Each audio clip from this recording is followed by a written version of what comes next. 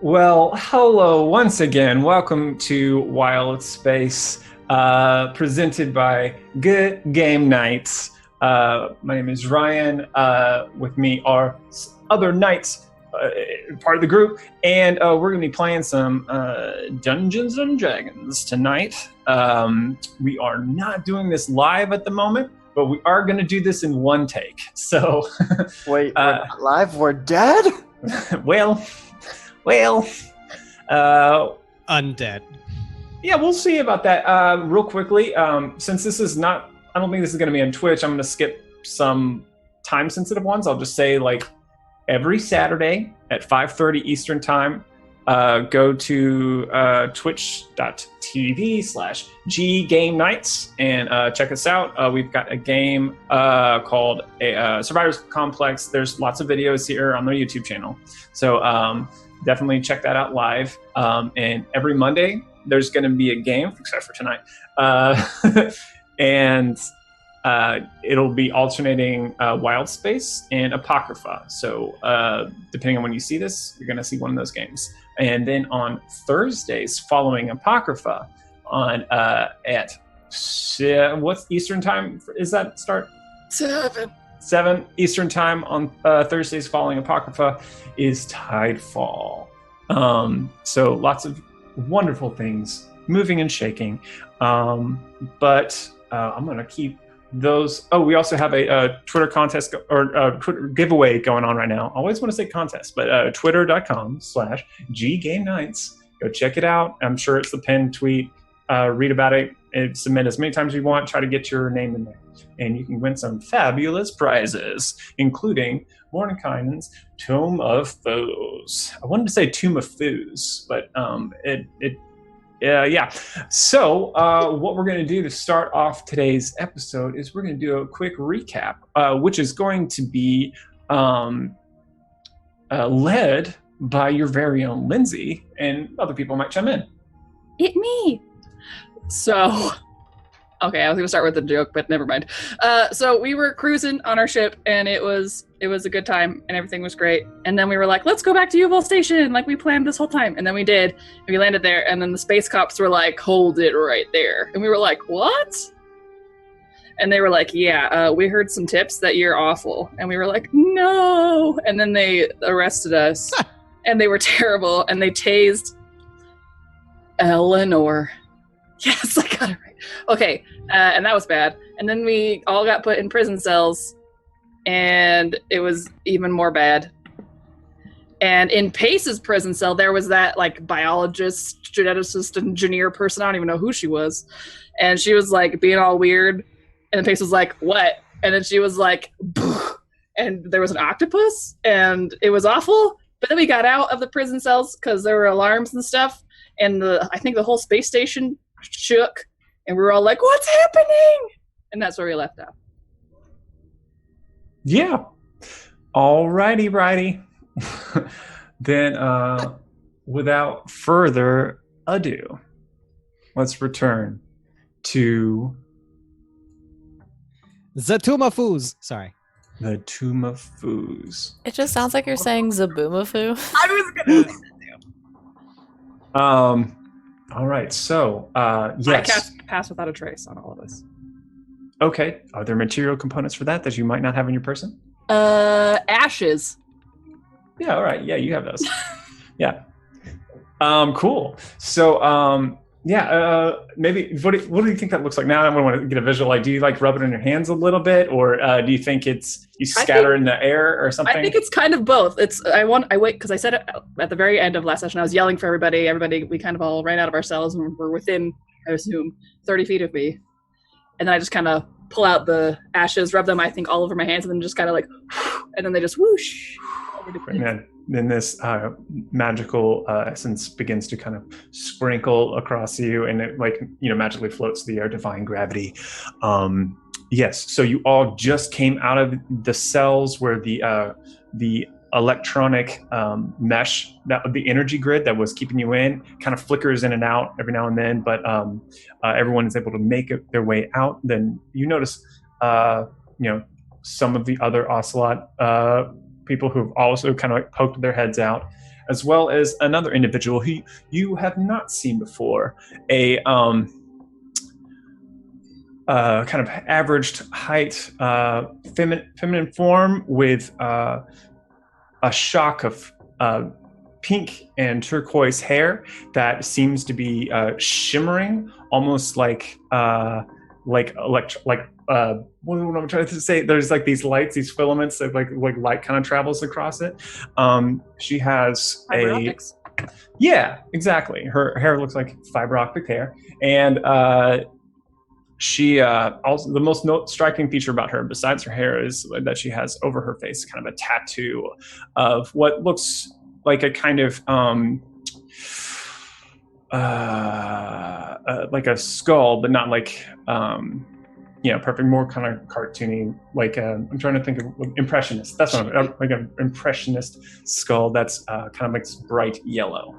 And yeah, so she kind of looks out and sees you all, and you all notice her, but you also notice, maybe more pressing, down the hallway, there's a group of several guards who are all staring out a floor-to-ceiling window, and looks like and since this is kind of a station where there's not really a super noticeable day-night cycle, but you do see like that, like across what the sky, the night sky, we'll say.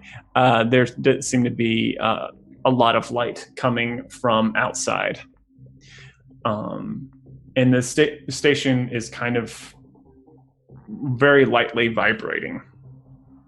So where are we in relation to her? She's further down the hallway behind you. You're so between her and the guards. Okay, is she emerging from a cell? Mm-hmm. Oh, okay. I think I look over her direction and kind of give her the chin, like, what's up? And I think she kind of notices you, and like her eyes kind of dart around, and she checks the other side of the hallway, and then she's just seems to be transfixed by the guards ahead. But she can still kind of creep after you, and like some of the other Ocelot members, like no one's saying anything. I think everyone is like, can we do this? Oh, we're doing this. What's going on? Yeah, has Pace told us about... I think I tried to, but no one could understand me. All right, because we had that message thing going, and yeah, got all jarbled. But what was her name again? She's dead now. Okay. Isa. Okay, so what happened? I point into my cell at her dead body with her exploded skull. What did you do? Oh, gosh. I didn't do anything. She was fine when she went in there. What happened? Obviously she wasn't. Her head exploded and crawled out. Wait, what? What? Say that again? What happened? Her head exploded, and like an octopus came out. And it crawled up the wall. I tracked it with my magic, and it went far away, and then for a moment it was still, and then the station went. What is an octopus? What is it? What does that look like? It's like this, but then it's like this also. What? That. Like the book, like that. Like the book. With the tentacles. Wait. So, do you think it?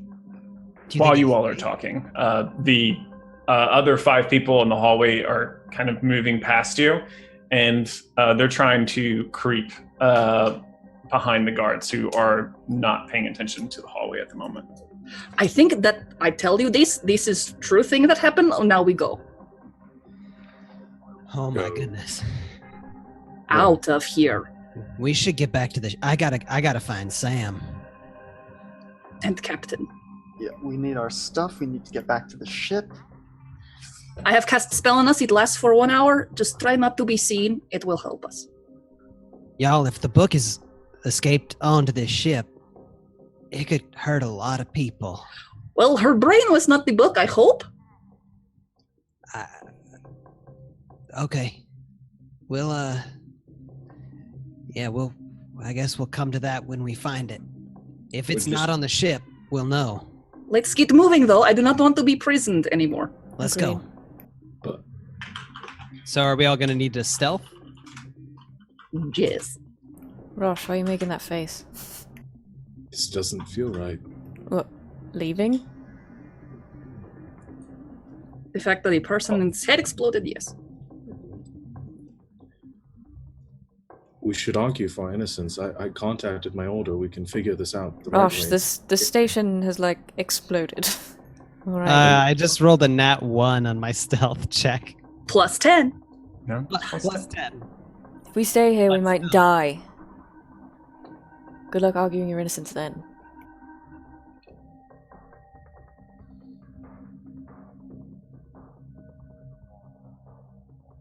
Please to come with us, Rush. All right. We got people to save. Let's go. I rolled a 30 total on my stealth. Wow. 17. 18. 25 total. Okay. Oh, okay. That's really good. Bolster So- sneezes. Yeah. Let's stab him with Whisper. No. Well, let me see. Let me see. There's several magic. guards in there. But it didn't silence you. So there's how many guards are in there at this point? All right, there's 5 guards in there. They are not paying attention to the hallway, so it's not gonna. I'm gonna roll 5 times. I'm gonna do a flat d20. So we'll see if anyone rolls above 15. I can't see. Oh, I did it. Talk to myself. Okay. So as you all are walking by, was he rolling with disadvantage?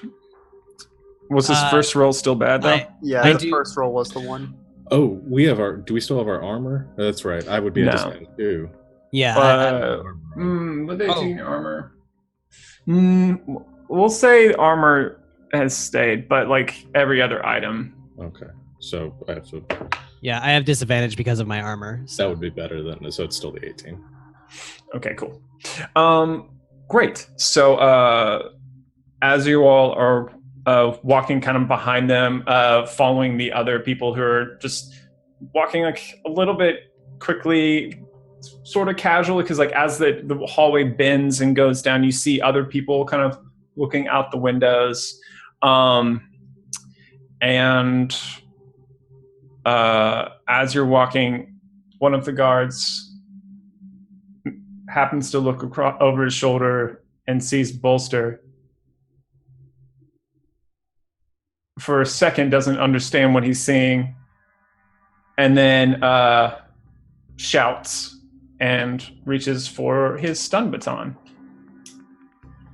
Hang on there, bud. What's going on around here? Everything just shut off. He tells you to move back against the wall and get back in your cell. What cell? It's not. It's open. Then he signals to other people, and they start to get manacles out. Tackle him! Who? Bolster? No, the guard. No, I'm kidding. Yes, Bolster! Ah, curse my sudden but inevitable betrayal. No, All right. I just bowl right over him and say, we're running. Okay. So you do just. I need to ask this because so there's a window behind that guy. Do you want to try to push him through the window? No, I just want to Or do you want- tackle him down the hallway, so then I could Okay. potentially keep going. Okay. Cool. All right. Roll me. I guess. We'll do. What's the shove attack? That's an attack roll. Shove. Sure. I assume that you get proficiency on that, but I don't know. You can have it. I'm probably good at just shoving people. Yeah. So go for your Okay. however you want to roll that. Natural 20. Okay. So Plus 7, 27. Okay, yeah. So I think so you barrel towards this guy, and as you do, you feel like friend. He begins to coil up around your arms and like give you extra mass on top, and you just knock him straight on, and it flattens this guy. The wind's knocked out of him. His baton goes flying. Some of the other guards kind of turn around a little bit, shocked by what's going on. And then, yep. I would like to grab Bolster and just long jump 36 feet away. Okay. So, Gwen, as you go for the tackle, you kind of do a tuck and roll as you're keeping your momentum. And as you get to your feet, friend slips off of your shoulders and begins to go down your body. And you suddenly have friend boots. Where you were once barefoot. Oh, that's so nice, friend. Yes, and so Pace, you Bolster, unless you want to fight this, get scooped up by Pace as she I fight this. quickly. She leaps down the hallway. Vincent and Rush, what do you do at this moment? Vincent is going to point out the window and just say, I think y'all have more pressing concerns, and start heading down the hallway. Yeah. And I'll say this, like, as you're, Rush, well, actually, sell this first. I guess I go with them. Okay. But you'll hear about it later. Yeah, not happy about it. We'll be alive. I'm probably in the back because I probably hesitate for a bit, but I follow behind them. Okay. Rush, because you have the highest passive perception and you're hanging back a little bit, you notice out the window a beam of light that seems to be originating from the station and is slicing the horizon towards the whirling prismatic arc stream, the kind of towards that I think sorry, towards like the distant mouth of the arc stream, and as the light is connecting with it, and it's very distant from here, but the light kind of tapers off, and you can barely notice it with your naked eye.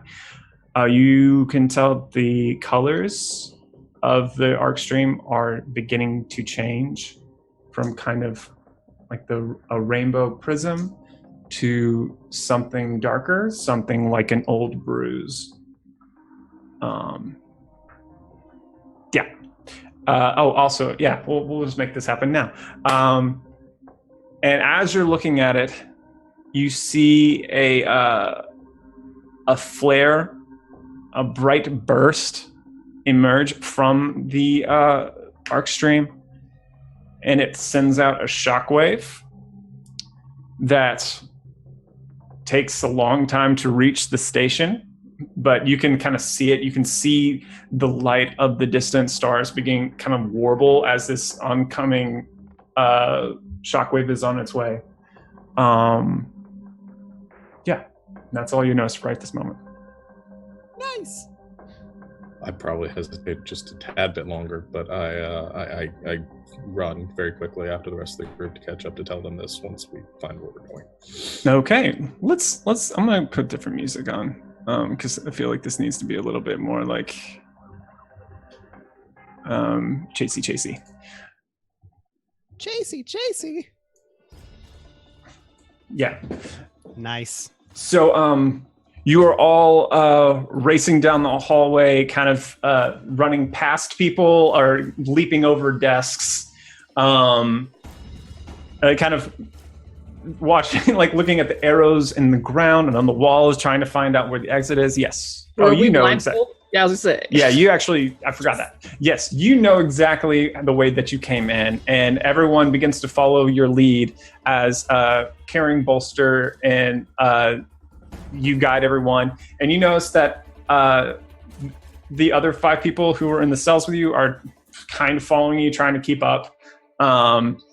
And you don't meet that much resistance. Like, you notice that the entire station is a little bit, first off, not prepared for whatever it is that you all represent, but they all seem to be distracted.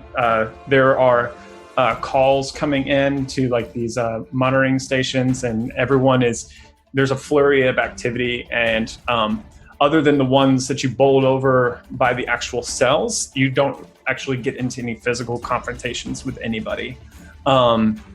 You burst out the front door, or whatever door it is you came in, probably a side door, really. You see kind of a great deal of traffic as speeders are kind of like going down the road around. There's kind of a parking lot where there are some, that's a little loud for me. I hope it's not too loud for everybody.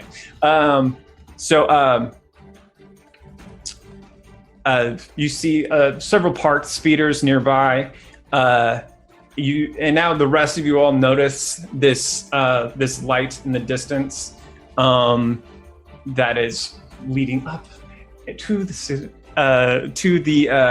disc itself of the arc stream.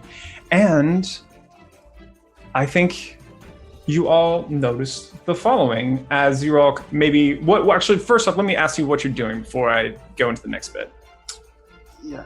First, the question: would our stuff have been confiscated in the jail, or? No, I think they took your stuff while you were there, while you're at the ship, and you could. I mean, it's up to you what you think. I think it's logical to assume that it might be with all the other gear or all the other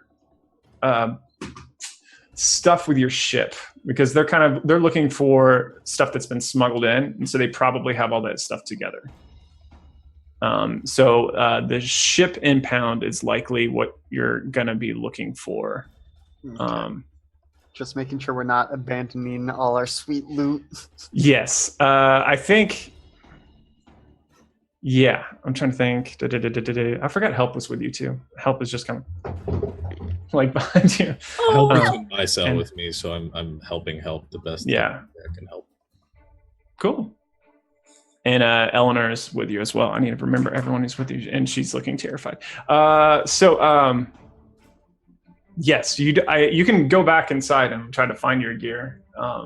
Once outside, I whistle as loud as I can for Captain. Okay. I mean, it probably won't work, but I do it anyway. Okay. Yeah, and I would probably start seeing if my cognitive sensors are picking up Samathi's signal, see if I can reach him. Okay. Is that like are you able to do that? Do you have any abilities that help you reach out to it from a distance? Literally, there's nothing written about this in the Mechanist character sheet at all. Okay. It just says that you can communicate with them non-verbally. Okay. And all so right, then yeah. Explain that. So. Okay, then yeah, go for it. What do you want to communicate to Sam? Come to me. Okay. All right. And you get the sense of an affirmative. Okay. If I'm catching up with everybody at this point, I'm very quickly, if we're slowing down, saying, we have to run, something's coming. What is coming? I don't know. The aux stream, it looked like there was a shockwave heading our way. I don't know how long we keep going. Speeders? Or do we run? Whichever's fastest. And as you all are talking about that, the one from the cell with the fiber optic hair, you see them hot wiring a speeder. Just often, and they kind of look back and like, do you all have a ship?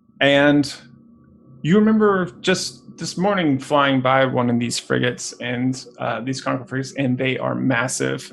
But as this shape begins to close the gap between the two, the frigate that seems so big it begins to get dwarfed by the shape, and these filaments of light begin to slowly curl and spool out, and some of them lash out and begin to wrap around a frigate. And in a bright white bloom, one is ripped apart and explodes. It's sending a wave of destruction out. You hear, or you don't hear, although it is canon that sound travels in Wildspace. Now it is, anyway. But you see like countless rounds of like tracer bullets kind of like in the night, like at the shape itself. And that happens for like the first about 10-15 minutes of your trip. And as this thing continues to come closer, as you are nearly at your ship, all across the form, you see light, pinpoints of light, little what look like yellow orbs, just first one, then two, then like all around, just like, and it lights up and almost looks like the entire thing is just almost yellow itself. There's so many. And then they seem to, the shape changes, and as the shape comes closer, it looks like, I think, like, have you ever looked at like microscopic images of like bugs and dust mites and stuff like that? It looks kind of like that, where it's just like kind of squat shape and all pendant, but there's looks like ridges and stuff, and lights begin to show everywhere, and then they begin to come free of the form and then start careening towards the station at a higher rate of speed. In the skyscrapers above, you see the light is like, it's like a spray of pollen almost. These countless orbs begin to approach. They grow larger and larger. Loud booms rock the station that you can feel in your chest. Small explosions begin to flash across like the spires and skyscrapers as the like sending debris kind of flying out for a little bit, but then they like break that artificial atmosphere and begin to just kind of float away from the station.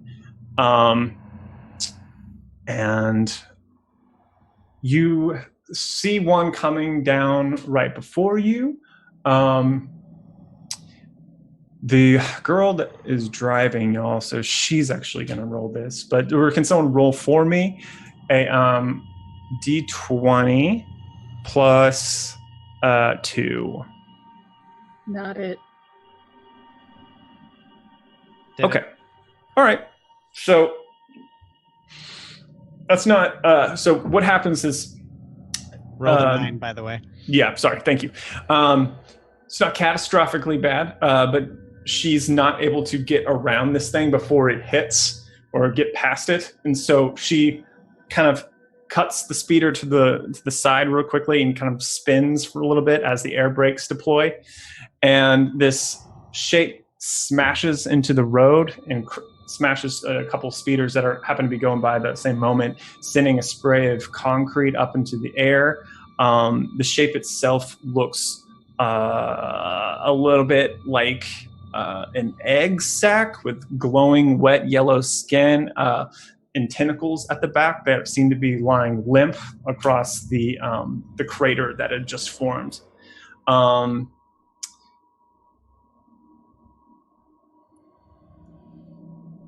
And then it starts to move.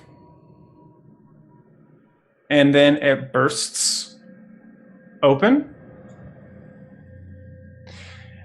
And then there are creatures begin to emerge, like roughly the size of large dogs, arthropodal, with venational? I think it's.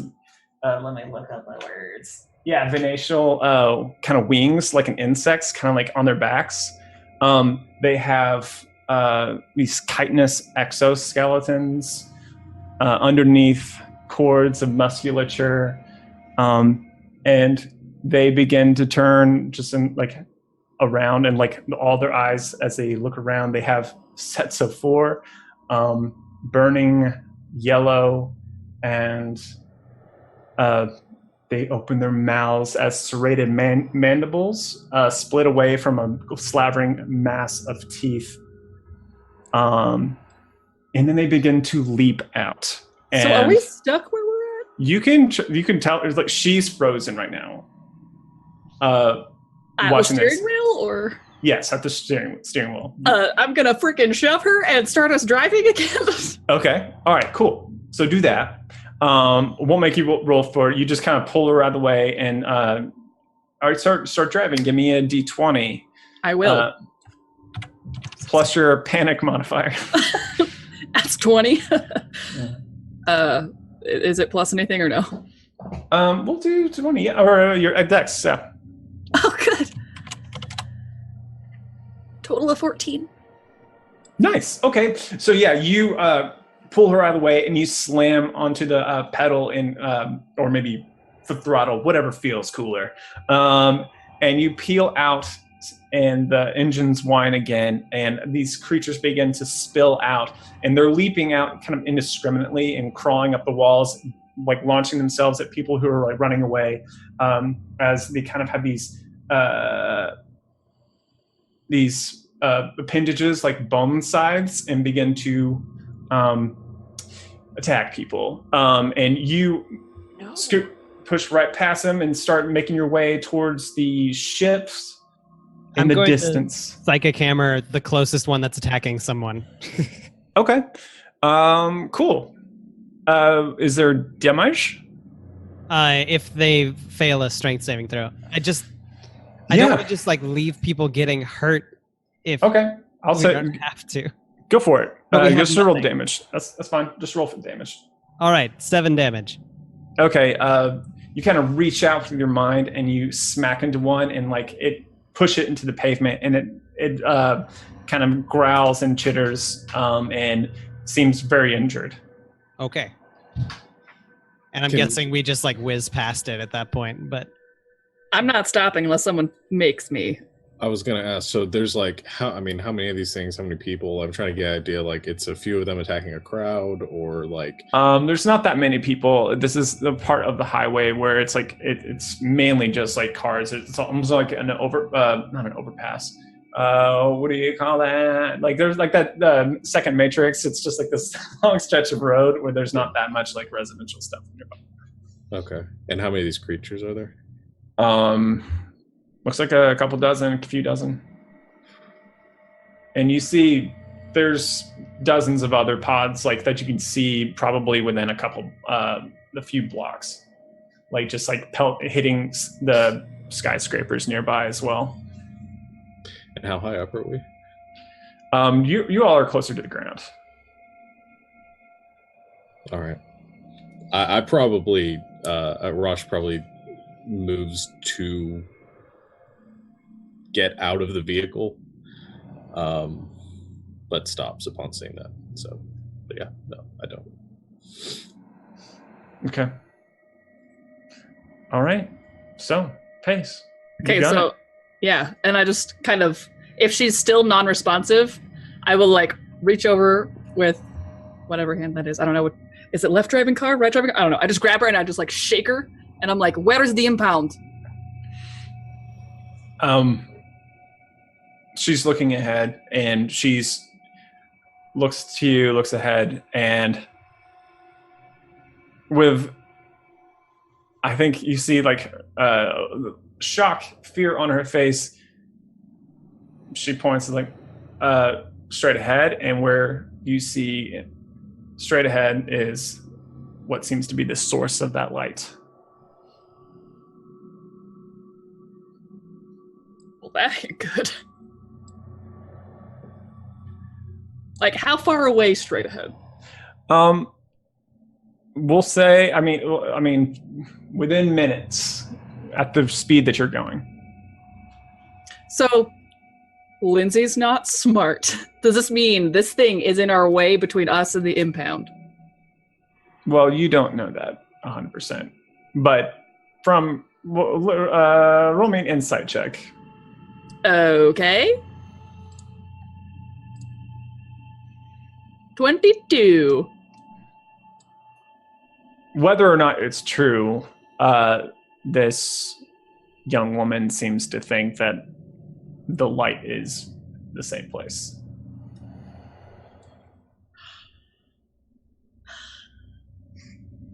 So the light is the impound. Oh, I don't know it. Guys.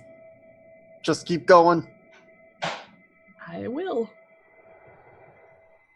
Okay, so we'll take a little bit of a pause here. I want to go around and make sure everyone is having a chance to do something or say something if they want to. We'll start with Vincent. Gonna be trying to alternate between helping to navigate and, if possible, just probably taking pot shots at any of the creatures that get close with firebolt here and there. Okay, cool. I dig that. Yeah, we'll give you a chance to do that. Gwen. I'm probably trying to keep Eleanor from just totally panicking. Okay, cool. How are you doing that? What does that look like? No. I myself remain very calm, and I'll sit next to her and try to keep her, if not looking at me, at least like distracted where she's not like looking out at what's happening, and just talk to her just about nothing, just anything I can think of, first thing that comes in my head. Okay. I think she takes your hand and is just squeezing it really tightly, but she's like kind of looking down a little bit and like looking at the windows. Actually, no, yeah, she's looking at the windows. She's assessing threats is what she's doing. But she is holding your hand as well. Bolster. I think Bolster is he's on top of Pace's shoulders still, actually. And I think he's kind of suddenly kind of breathing deeply, as I'm assuming like the windows on this thing are open or the top is open, either way. Sure. But he's kind of breathing deeply, and I think he's focusing on something he hasn't ever focused on before, a new kind of feeling. He's switching his mantle or his psychic focus to Mantle of Command. Okay. And he's going to try, and he's thinking of how he can lead everyone to safety in this situation. Okay, cool. So I guess we'll read that description when it comes in play, I guess. Sure. Yeah. So very cool. Mystics are weird and cool. I like them. All right. So Rush. How far away are we from where we're going, like time wise, based on how far we're traveling? How fast? A few minutes, probably, if there's not any more roadblocks. Yeah, not much to do. I was gonna cast, see if I could cast clairvoyance to get an idea of what's going on in our ship right now, but it's a mile, and I imagine we're traveling more than fast enough that if we were within a mile, we'd get there in faster than 10 minutes. It takes 10 minutes to cast it, so. Well, we can play with it. You want to do clairvoyance? Let's just do it. It's sort of in the moment of what's going on, seeing the people presumably being slaughtered around us and realizing that I can't do anything about it. Sit down in the bed of this truck or whatever, kind of in between everyone, and begin to sort of repeat my mantra over and over again. And I think I start to cry in that moment of feeling powerless and useless. And I try casting the spell to see what's up ahead. Little molten tears. I was gonna ask, like, are they? It's just like all steaming up. Like it's just steam. I don't think I do this in a way anybody can see it. I think I pull up my hood in this moment on my robe. Okay. All right, cool. So, all right, where on the ship, and what are you going to go for? I actually don't want it to be inside the ship. I want it to be just outside the ship, so I could presumably get a full view of what's going on inside that hangar that we came out in. Okay. All right. Very cool. Okay. That was a cue for me, I guess. Yeah, I can't do it. It takes me 10 minutes to cast it, so that's what I'm doing. Okay. So is there anything that... All right, so as you all are speeding by, Rosh, you're in the back, casting the spell. Vincent, you're kind of like leaning out of the speeder and kind of keeping an eye out. You see a few others... pods that are not in the road this time, but you do see them kind of like jumping onto buildings or jumping on cars, and you take out shots and you hit most of them, and they're like setting them on fire as you see also as the Concord soldiers and some Yuval's own local guard as well is start fighting back against these things and setting up defensive positions and firing off their laser rifles and everything. And yes. One more thing. When the big thing started to have all those little pinpricks of light, did it look anything like the vision/dream I had with Sandiel shortly before we arrived at the station? Or is it a different... it's not... It doesn't look like it, but you have a sinking feeling when you see it. I think I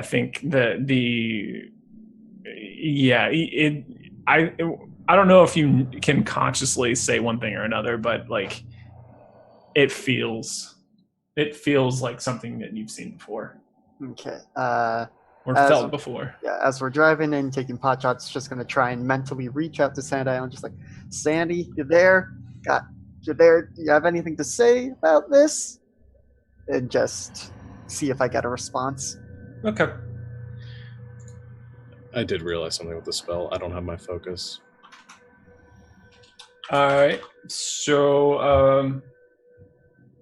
okay. And I don't have anything I can cast a spell with. Bummer, drummer. Yeah. So I just sit there and cry then. Oh no. And pray.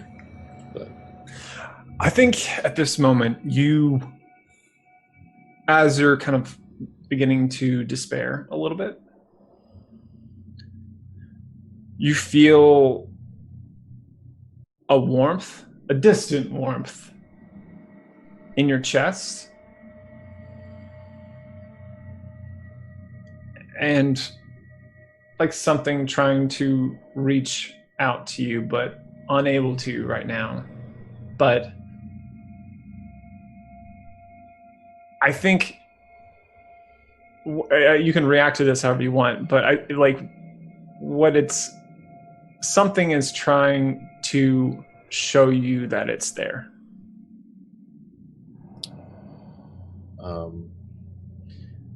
I just put my hand where that warmth is to try to feel it as much as possible. If anyone could see you, I think they'd see, and maybe you can't even if because your shirt and armor is on, but if you could see your skin, your the kind of lava-colored cracks that run throughout your body, they begin to glow a little brighter red.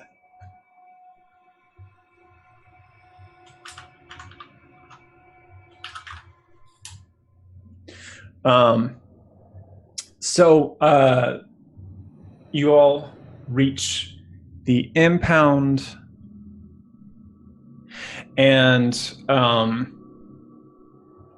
the light is somewhere within those walls. I mean, you know where it is, but within the walls.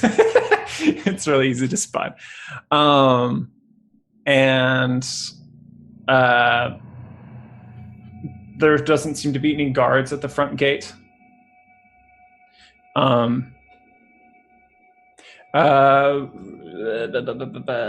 Pace. Roll me. Yes. Actually, don't roll anything. So, okay. Hunter's Mark tracks things? Yeah, but I don't have concentration on it anymore because I passed Cast Without a Trace. Okay. All right, cool. I know. I thought about that. I was like, well. All right. So you arrive. There doesn't seem to be any guards at the gate. I think even over the walls, you can see that just the very top of the Arcturus, and you see other ships as well, kind of around. But you see you see the busted railgun that's like all splayed out at the top, which said, "Oh, there's our ship. It's in parking AB." What do you do? I go to it. I take us to it. I would like to go to our ship. Okay. So you ditch the speeder to get into there. And so, yeah, you all move by, and what you see is a scene of moderate devastation. You see some of the guards that had been going through the ship earlier. You see them half slagged and melted, and on the ground, scattered around, you see let's see, they were. You don't see the crates that you hid, and you don't see the golden sarcophagus, because these guys are bad investigators. They're just not good at finding stuff. So, but the tablecloth worked. But you do well. It was in the poop. The sarcophagus was in the poop. Right. It was mold. It was in the poop. Listen, I've gone along with a lot of things in this game so far, but I draw the line that they weren't able to find that crappily hidden, no pun intended. I'm really offended. I thought it was a great idea. If they did find it, they didn't have a way to get it out right away. They didn't want it. They didn't have enough time to get it, or they didn't have the time to get it out in a way that was satisfactory. But they were slagged. But you do see also a kind of industry standard cage that Captain is trapped in. No! I'm going to go try and open it. Okay. Yeah. Go ahead. You bust the lock open. I punch it with my metal arm. And Samathes, he was leaving the compound, and then he sees it to come in, and he goes beep, beep, beep, beep, beep, beep. comes back in, and kind of comes straight to you, and just kind of is hovering in the air, looking at you with the kind of the lens, kind of does this little lens flare as it looks at you, and you also see several locked crates, not like a crate for animals, but like chests that Gwen, as you approach one of them, one of it rattles a bit. Oh. That's not good. It's probably the animals. So we're out. Okay, I'm really confused. Where are we? Like, are we outside of the ship? You're outside the ship. Okay. Outside the ship. Can I put an ear and down? there's like half of your, and there's like, all right, so a lot of your, so let me paint the scene a little bit better. Sorry. So here's your ship. The cargo bay door is down. A lot of your stuff is just splayed out there. A lot of your personal belongings is just kind of scattered around, being picked over, looked at. inspected. Some of it has already been bagged and tagged, as it were, and is in these chests and crates that are at the scene. Yeah. So you're kind of like outside the Arcturus, outside the cargo bay.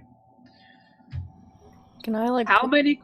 Sorry, go ahead. Well, I was just going to say, can I put an ear to whatever was rattling? Yeah. So I can figure out what's in there without opening it? Okay. It just continues to kind of something is sounds like metal on metal rattling inside the chest. It's not like meowing or anything. No. Okay. I don't have any cats on this ship. I don't know. I know. What if we'd be really confused if there was a cat in there? Yeah, that's true.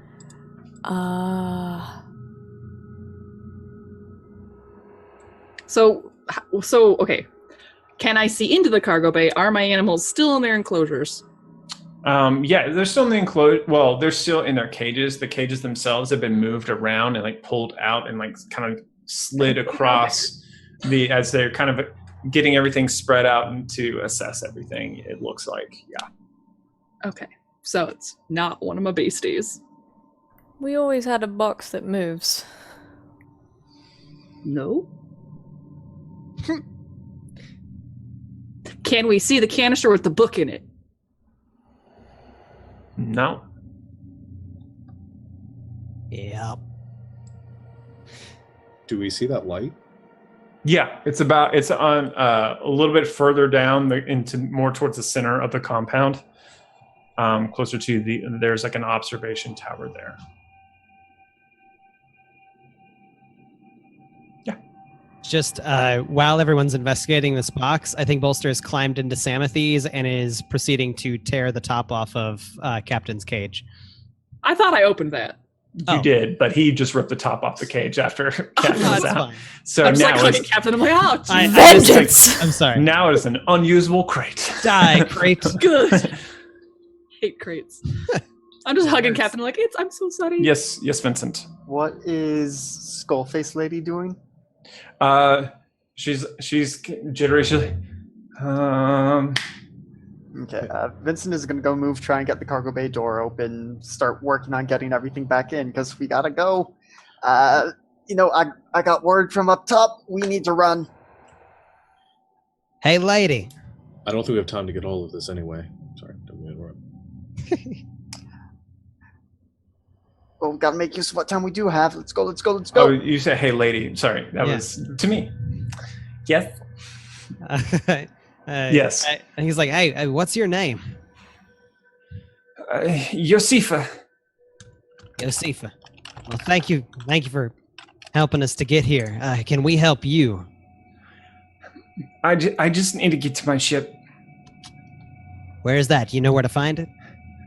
I think so. My ship was also impounded, but it was kept in a separate place because it's. They were worried about what was inside, to be frank. But there should be a small satellite impound. If you can just drop me off there on your way out of here. Worried about what's inside? That sounds familiar. Let's talk and move, people. Oh, I'm moving. All right. Well, if you want to jump in our ship, we'll take you to that satellite impound before we go. But we got to get going. I don't know what's in the sky, but it's not from around here. No, it's not. And as that's occurring, the light that's happening is there's like by the way, you're all hearing this loud humming noise that the light is going, and then it just kind of, and some of the lights within the compound kind of come back on a little bit slowly.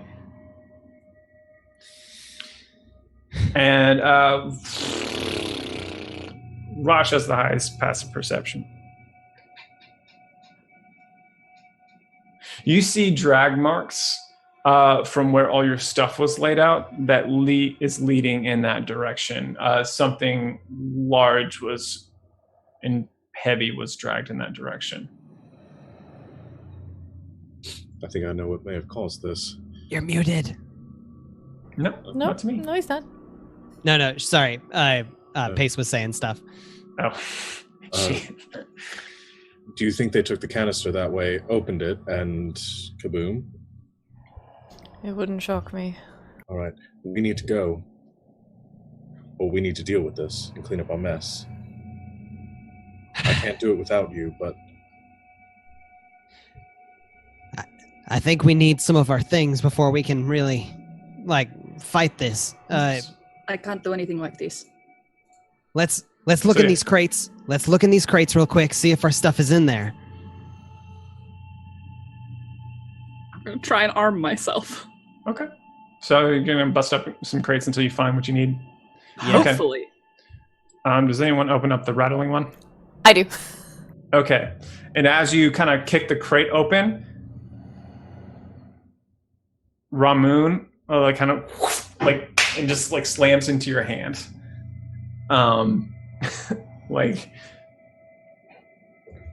Eager to do what it do. Well. All right. Is the rest of our stuff in there? Yes. I think given a few minutes, you all find, or quicker than that. Yeah, like a couple minutes.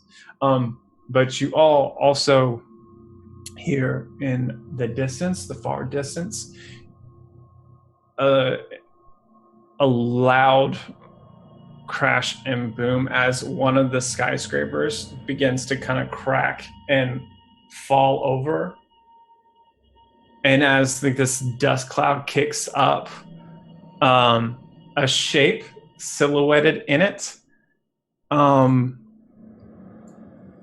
massive shape that makes just like a little bit of a noise.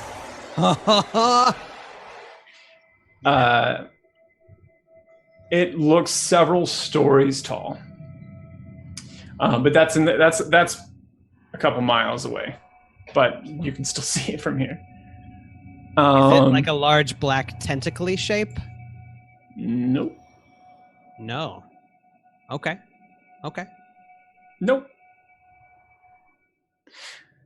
So what do you do, gang? You're all kitted up. So we got our stuff. So I think Bolster is going to kind of look over at Pace at Help, and he's going to say, "You want to help me get this thing fired up? I think we might need the Arcturus for this one." And it Help nods and scuttles into the ship and begins to get the engines ready to go. Rosh, you want to investigate? I need to know if this is our fault. Probably. I say we make these decisions from the ship. Let's all get on board. Vin, you want to take the pilot's seat, and let's leave the cargo bay open, because we might need to jump out onto something. From a speeding spaceship? There's something out there that's 3 stories tall, and I want to get a closer look at it. That seems like a very good way to get us all killed. Yeah. I want to get a faraway look at it. A very, very far away look at it. I like what she has to say. Y'all, I think we can maybe do a flyby, but I think this is beyond what we're able to do right now. Question. How high are the ceilings in this place? If we get on the ship, are we going to be able to coast on over to the little watchtower and see and investigate the drag marks? Or is that a thing we have to do with it? Oh, you could do it from the ship. I will remind you all of Vincent's flying capabilities. He does have those. So, if you want the leaf stuff, I think we can go look, and I will just jump back onto the ship. Well, we'll just do a quick flyby. We just need to see what it is, but we also got to get...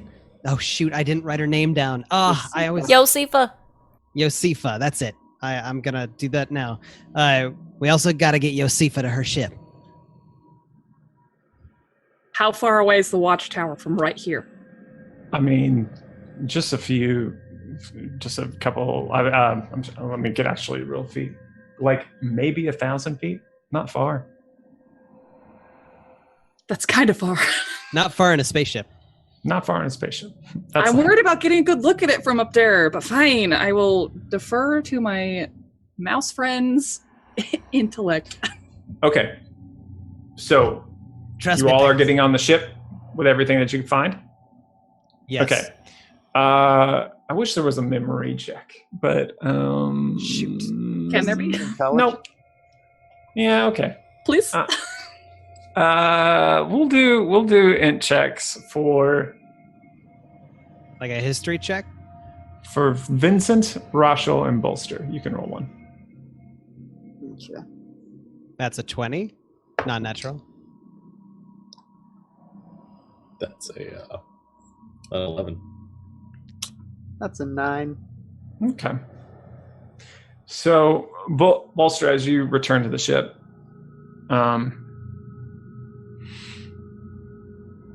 the other two, the other four, you don't consider this, or don't notice this, rather. But Bolster, you, in addition to realizing that the canister or the cylinder that was encasing the book, you also notice that the purple object is gone. Oh. Y'all, they took the giant purple rock thing. I don't know what it is or what it's for, but they took it.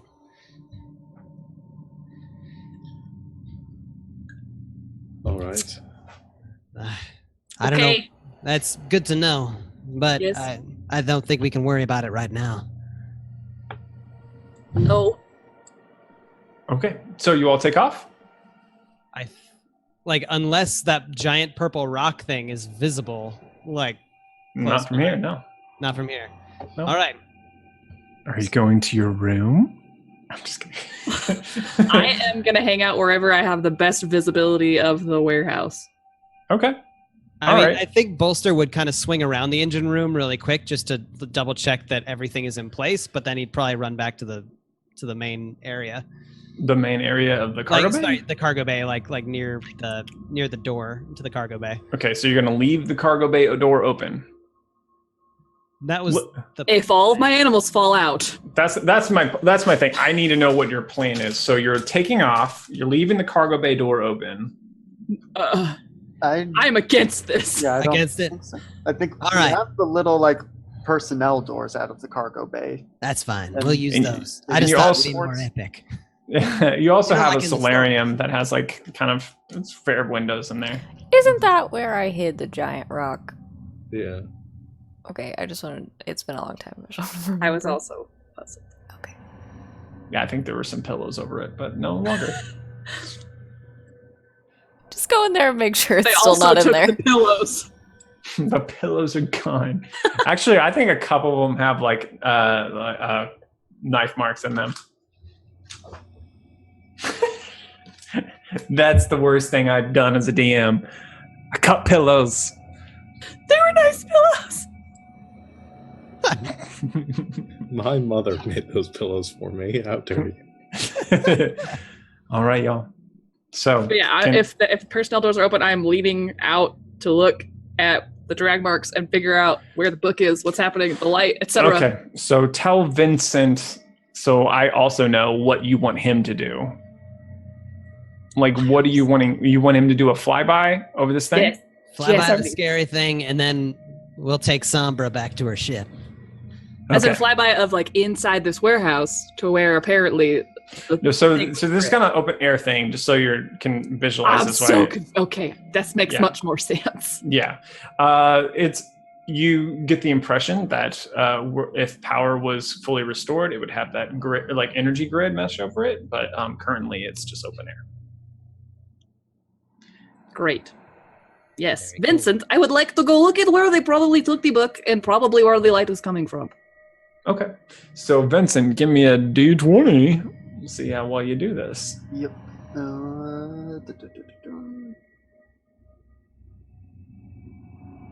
That is a 19. Well done, buddy.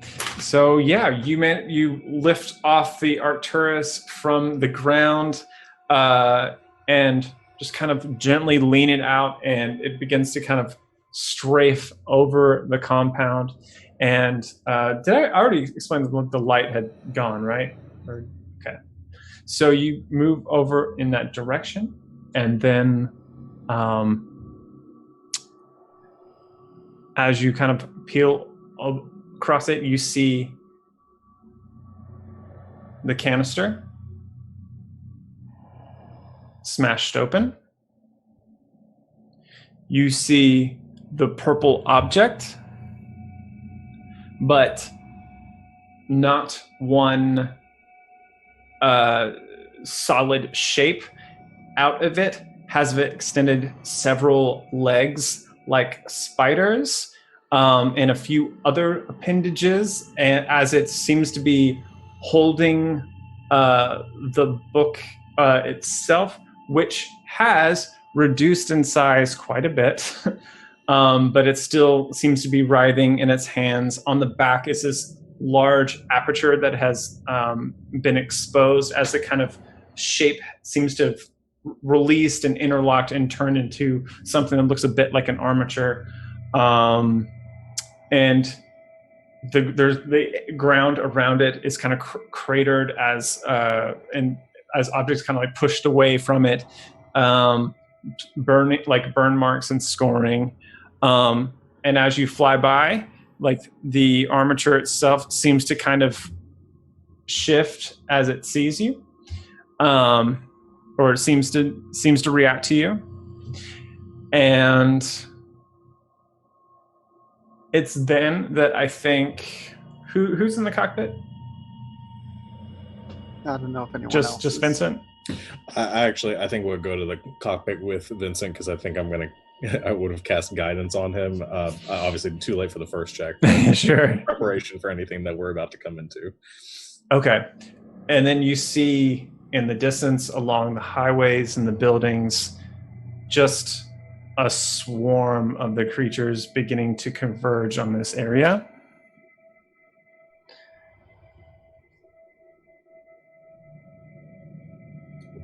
What do you do, Vincent? First? Hit the intercom. If someone wants to hop on the gun real quick and blast that, but we gotta get out of here. Them bugs are coming for us.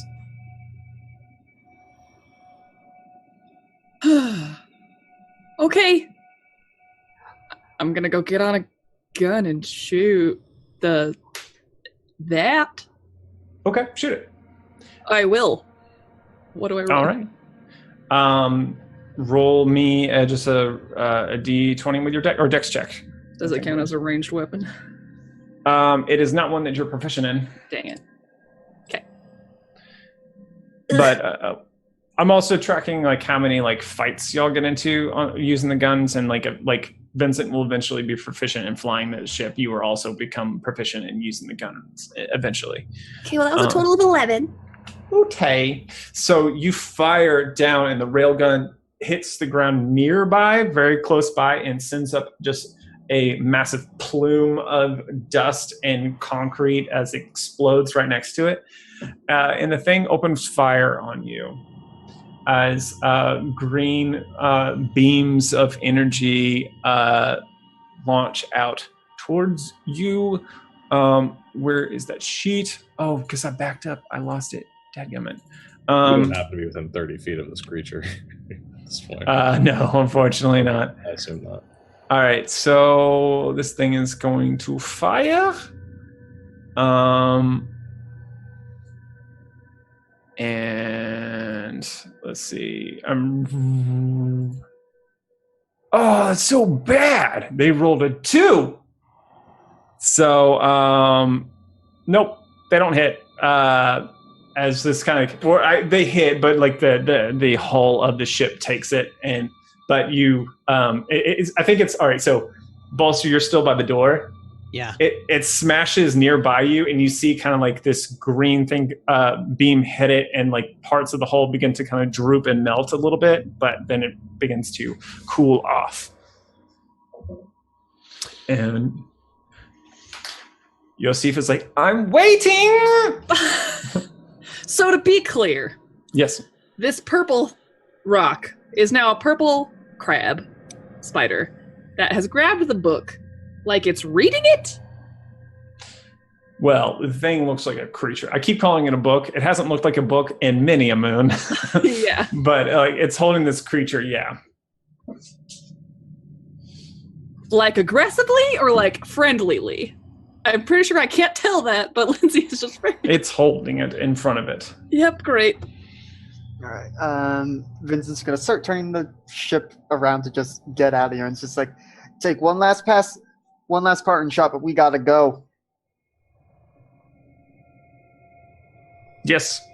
Can Bolster run back and attempt to improve the sensors using our ship combat rules? Yeah.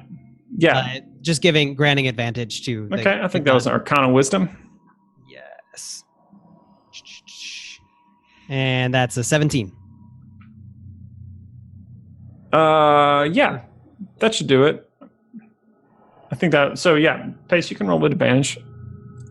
What am I rolling for? Oh, you taking another shot. I am definitely doing that because I was told to, and I have no other ideas. Okay, dexterity check, click. A total of 21. Yeah. Okay. Thank So you you. for that advantage. So you fire again. Roll. How much damage? Roll me 4d12. Okay.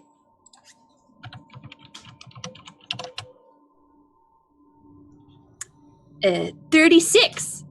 Okay, so you fire down, and this thing kind of buckles as this railgun sends this round that smashes into it. Once again, smoke and concrete and everything flying up. The thing begins, moves around, and then we'll fire back once again. Let's see. That's actually, I need to find out what the Arcturus's AC is. I think it's pretty low. I think you take more hull damage for sure. Let me just like track this real quick. So yeah, but it doesn't, it's not a critical hit, and it didn't break the threshold to actually cause any serious or hull breaches or anything. So you don't have to worry about that. Yes. So, tell me what tell me what you're doing now. You're flying away? Yep, flying, getting Yosifa to direct us towards wherever the satellite impound is, and just over the intercom to everyone's like, y'all, I know this sucks, but we cannot do anything about this right now. If we want to live, we gotta get out of here. We know what we saw. I think we're heading towards Roshal's temple next. We can tell them what's up. They may have a better idea of what to do with this. And of course, the Concord's on this. There's nothing that, we're awesome, but we're not that awesome. Now we don't have the book for the temple. I don't think we need the book anymore. I mean, I'm not going to get it.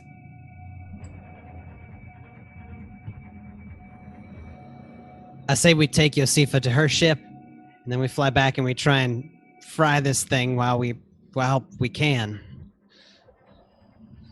I think we should go. We'll take that plan one step at a time. Wow. Y'all, what about all these people? What about the people on this station? We've put them in danger by bringing this thing here. Are we just going to leave them? Is that what we do? What are we going to do? We're Put ourselves in danger. What? Shoot a rock? Yes. And put ourselves in danger. The only people who might be able to figure out what's going on here. While they're talking about this, Vincent, what are you doing? I'm flying us towards the satellite impound. I assume this conversation is happening over the at this point. All right. So continue the conversation. In about a couple minutes, you'll reach this. There's like this a remote outpost of the Oval Station that you can drop her off on. But continue the conversation. Sorry, just making sure that you're not waiting on them to talk. Don't do that. Don't wait on us. Also, may I remind us, the book was here before. The book has been here a very long time. Yeah, but we coupled it with a giant crab beast thing, and now it's shooting people, and there's scary bone creatures coming out of the sky, and we can die here and do nothing, or we can figure out what it is, what's going on, and fix it. But shooting at a rock, knowing nothing about what's happening, is not going to help Bolster. We're all going to die, and that knowledge dies with us. Bolster, I agree with you. I want to stay here more than anyone. I want to help these people more than anyone. But as you all put it, there's nothing we can do. The first rule of first responders and first aid is to not make yourself another victim. Otherwise, you cannot help if you are dead. I like Pace's first aid class knowledge. Bolster will fix it. But we can't fix it like this. You can't fix the people you lose. Okay. Let's do it. Let's go. And I go back to the engine room, and I give us as much engine power as I can. Okay. All right. So you drop off Yosifa at her ship, which is this kind of long, like Corvette style, gold and bright green kind of woven into it. What would be a good for a cultural role? Anybody? History check? History? All right. Or if it's like religious culture, then that would be a different thing. Who's the most traveled? I'm thinking Gwen and Vincent. Yeah, I've mostly been on the outer. Maybe Rosh. Or Rosh, are you consider yourself traveled? I've traveled here. Okay. I've been to different planets, but I don't know. I haven't really extended. I imagine I've traveled a little bit, but I'm not. Okay. So if you have proficiency in history, I'll let you roll. But if you don't, then we'll skip that. But Gwen, you and Vincent may roll. I am proficient in history. I forgot till right now. That's 4. Okay. 22. 20. Okay, excellent. You recognize that her ship is Necrosi, which I feel like explaining that right now is going to slow things down. So I'll just like tell you later, but you know this. So, but it begins to like take off the ground and spin and begins to fly for the other arc stream, not the new one. Yeah, and you also see several Concorde fighters flying around, trying to shoot these orbs out of the sky that are still launching towards the station itself. They're flying and like firing these ballistic missiles and firing these like laser blasters at them, and taking out many of them. When from the dark, or the great shape, immense shape, more things begin to flood out. These things look a little bit like worms or seahorses or some kind of weird J shape that they carve through the sky, seem to be propelled by some organic material. They fly around and start like attacking the fighter jets or the fighters that are attacking the pods. And most of them don't seem to pay you any mind, but I think one takes a stray shot at you as this globule of acid flings at you. And we'll have to beat a 13, and it does, and just miss it. Just Vincent, you peel out of the way and get under it. Where are you headed right now, by the way? Do I have any idea where the next nearest arc stream is? You know that. So there's these two arc streams that are there. The one's a new one, and the other is the one that you're familiar with. In practical terms, there's no other arc stream that you can go to in your lifetime. Yep. Okay. Y'all, I got some fun news.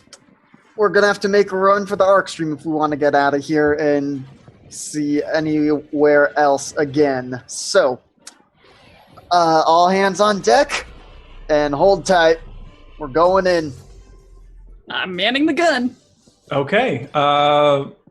Give me another piloting check. Bolster, I'm assuming are you going to boost guns or boost the piloting? I am actually going to attempt to jam the enemy weapons or the targeting systems on the enemies so that they won't be able to get to us. Okay. That's okay. Yeah, sure. Roll for that. Rosh, are you doing anything? Well, other than still the guidance, if there's anything that I can do, like actually like within the cockpit where I'm with Vincent. Okay. You can either choose guidance or you can choose to try to roll for it that will give him advantage. Okay. What's just in terms of like what I would be able to do? What's the roll for? I think it's an Arcana Wisdom check. Okay. I mean, I'm proficient Arcana and I have a dope Wisdom, so I can definitely do that. Yeah. Rosh with the dope wisdom. Dope wisdom. Okay. I will give that a shot then. So that'll be 7, 20. Okay, excellent. Yeah, so Vincent, you will have advantage. And the enemies will have disadvantage, though Bolster, as you're kind of going trying to jam the signals, it occurs to you that these things appear to be entirely organic and don't necessarily have targeting systems. But with an 18 in quick thinking, you begin to like just blast out high frequency static around you to try to like just confuse anything that is like within like an auditory range of you, and so it'll have the same effect. Cool. But yeah, so Pace, Cool. Is there anything? I'm not Pace. You're firing at things. Gwen, I meant.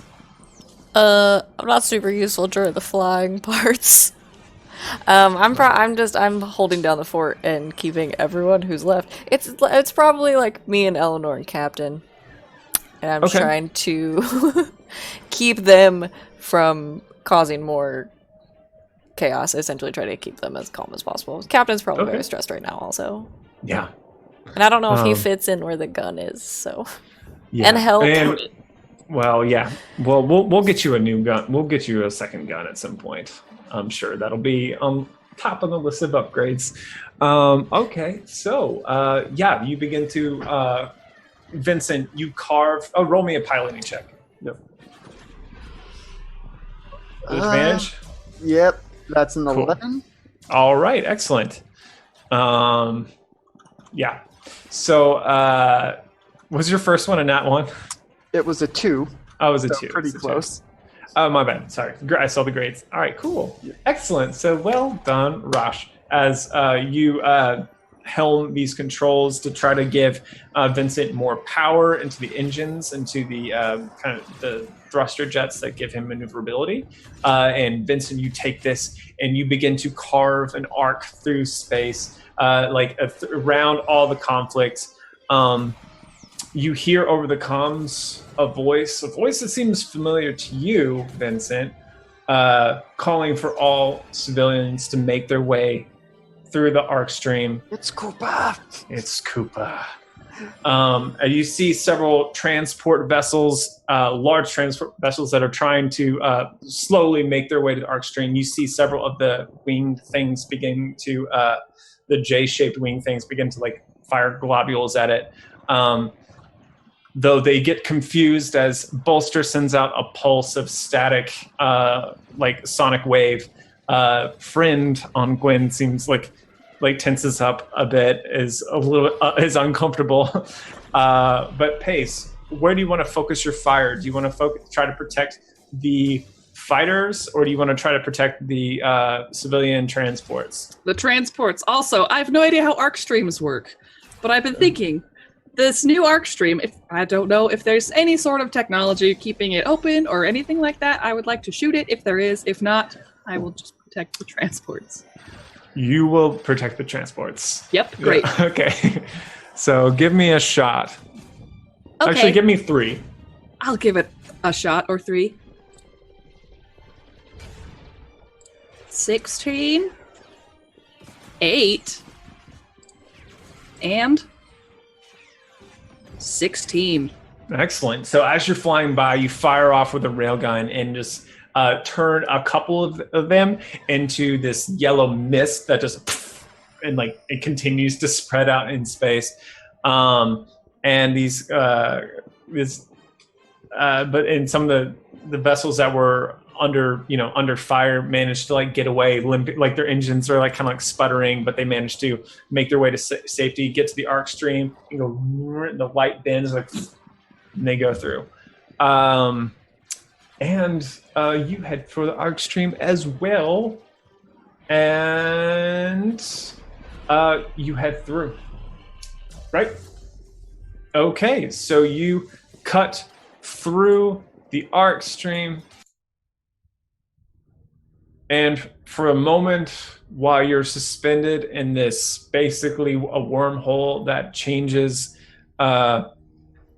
light and time and everything in reality, and you are only there for a few moments that feel longer, but eventually you're ejected out into the other side. Actually, let me go into the star map itself. So you can move one grid. I put on dynamic lining just because I have it, but actually I think it will make things more difficult. So let me turn that off. Let's see, dynamic lining. For what it's worth, I don't know if where I'm at with the gun is soundproof or not, but while we were in the arc stream, I think Pace just screams her frustration and fear and stress and everything. That's all. Okay. So you all hear a scream.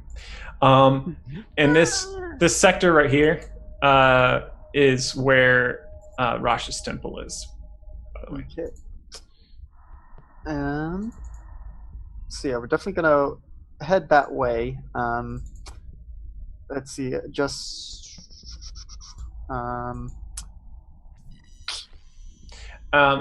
So are you?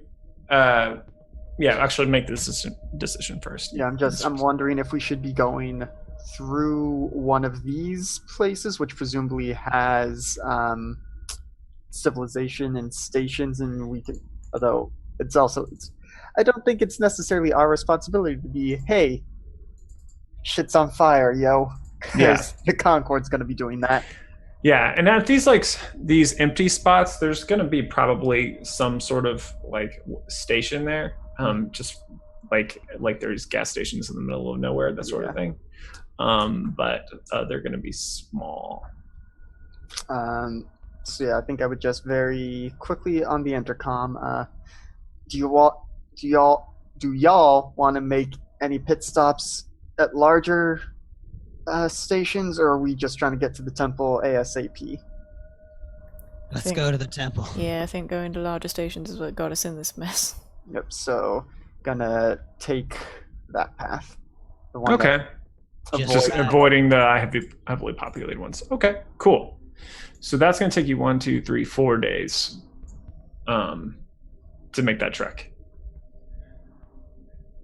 4 Cool. days. Okay. All right. So, question: we don't want to stop at civilization and repair our ship or sell our stuff? Not yet. Okay. I don't know. So, are there good markets near your temple, Rosh? I'd imagine there are some. There are other planets in the system that I know. Well, Fulman's a dump, but there probably are some near the temple as sort of a way station for other priests and stuff that are traveling. I kind of likened it a little bit to like a bazaar kind of atmosphere. Not like huge, but sort of eclectic. You could do some there, maybe. So it depends on what you all are wanting to buy, I guess. But I mean, if you're wanting to sell, it might. I don't think you have too many things that are like super niche. You could like giant gold chains and a gold sarcophagus. You have lots. Well, you have lots of gold. Exactly. You have lots of gold that you can just like melt it down and parcel it off.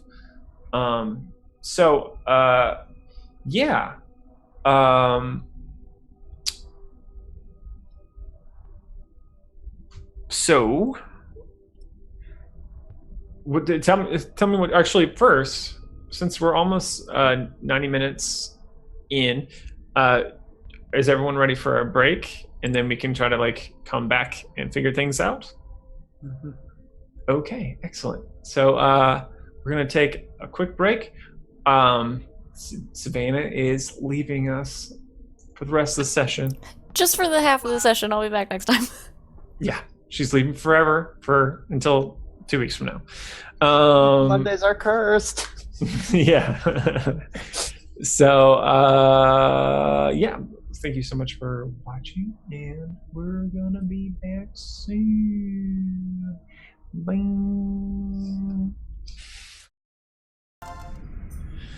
Welcome back, everyone, to Wildspace. Once again, we are your loyal, happy players in person, GGameKnights. Here we are. Please check in with us every 2 weeks at twitch.tv/GGameKnights. And follow, subscribe, and spam our chat with emotes. Check out all our socials. We have a Twitter, we have a YouTube. Subscribe to our YouTube. YouTube has our name now, I think. We have our fancy URL for our YouTube. Yay! Swinging our hands. And we also have a Twitter account. So, pretty with it. Pretty up to date is our group. So I'm a little bit taken aback with everything that's happened earlier this session. So let's go ahead and slide back in to my DMing. So you all are going through space. It's going to take a 4-day journey if you go straight there. Pretty much no matter what route you take, it's going to be 4 days. I mean, unless you do something but yeah. So tell me what you do for the first day. Hey, Bolster. Yeah. Can I not have this? You don't want... Yeah, you don't think I did a good job with that? Well, I think you did a very good job, but I feel like just 2 more fingers would be good. You're like a dinosaur. I do love a good dinosaur. Dino DNA. All right, we can work on it. Yeah, well, I'll take a good look at it. We'll see what we can do. And also, I got to make you some of those arrows. Also, if there could be any strap-on gauntlets or something for Captain, that would be great. All right. Well, yeah, let's take a look at that. We'll see what we can do. Not to overwhelm you, but okay, you can pick one project for this journey. Yeah. Well, which do you want? You want to fix your hand, or my hand functions. It's fine. Are you sure? Yes. All right. Look at me. I'm not that concerned about being pretty. Let's look into those gauntlets. Yeah, so I would probably get to work on some gauntlets for the burb, but I would probably ask for Rosh's help. Rosh, do you have... Or I should do this. No, I can't do this in character. This is more meta. Do you have Burning Hands, the spell? Oh, do I? It depends on how you want it. I can cast Burning Hands 3 different ways. Yeah, I got Burning Hands for days, yo. It'd be kind of cool if these gauntlets had the ability to cast 1 time a day or something, like Burning Hands, to where the bird could grab something and burn it. But I don't know. Yeah, it would be cool. That would be cool, but I don't know if that's it would be cool, but also I'm scared of it. Kind of a carpet bomb firestorm sort of thing. Yeah. So you're gonna start with that? You're gonna start with that before you? Okay. Well, I was thinking if I'm building an item and I'm an artificer that builds magic items. Yeah, you build magic items, and it's not as expensive for you as it should be. No, okay. I'm just kidding. I'm not salty about it. I'm actually very... It's just more... It's more entertaining, I think, if I act mad about it. Oh, okay. That's fine. Then if I'm all right, let's do it, huh? Okay. Crafting magic. Is that Cole's cousin? Magic items. Everyone is Cole's cousin now. So yeah. So Burning Hands is that a second level spell or first level spell? Do we know? It is a first level spell. It's a first level spell. Okay. So I think that makes it like an uncommon magic item. Yeah, that sounds right. Ish. Sure. You dirty rat. All right, so we'll just say that you begin your progress on it. I'm going to wait till off stream to figure out the math on it and how much it costs you, how much time it actually takes you. But yes, you can build him something that casts Burning Hands to where he can like kind of, but in like the flavor of it is that instead of like a cone from him, he flies over something and just like burns the ground beneath him. All right, I'll get to work on it. And it'll be like a line attack for it. That's cool. But cool. But it could also maybe be like a knight like piece on chess where you can like kind of curve it. You know what I mean? Like since we're not using a grid, that stuff doesn't matter. But like just for like visual, like that's how it will work. Cool. Awesome. So, I mean, if you're not doing anything else and you want to look that up right now, you can. But I'm not going to look it up until tomorrow, probably. Yeah, not unlike a good Nazara's Scorcher, probably. Although I think that's a higher level spell and does a little bit more damage. I could be wrong, but so you're working on that for him. And do you think it should be gauntlets, or do you think that thing should be like more like a beak or crest mounted thing? What do you think? The both of you, talk to me. A fire breathing dino bird? I am for it.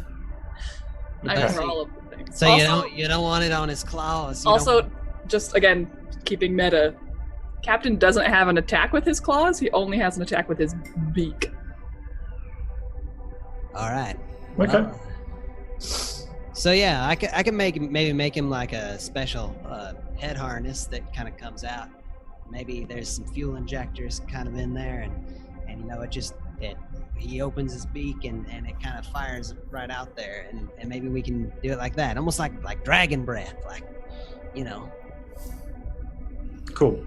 Will it be comfortable for him to wear?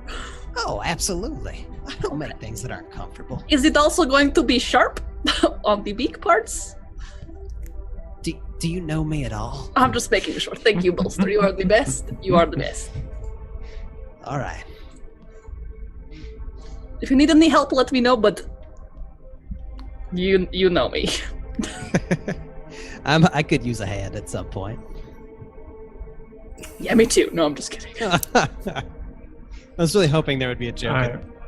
I'll give you inspiration for going for it, Pace. Thank you. Thank you for doing it. Yay! Okay, so first I'm gonna go. Vincent, you're flying the ship. What's going on through your head? What are you doing? Tell me about your life. When I was a young Azamar. I should have brought snacks. But no, I think just I think at one of the first opportunities when he's by himself, you know, the rest of the crew are off doing their own thing, he's gonna try reaching out to Sandy again, just like, Sandy, can you talk? Or things still no good? Waiting to see if the connection is able to be made, or if it was just the adrenaline heightened emotions of that situation that allowed that contact to happen. I don't know how to describe this feeling, but it's as if you're in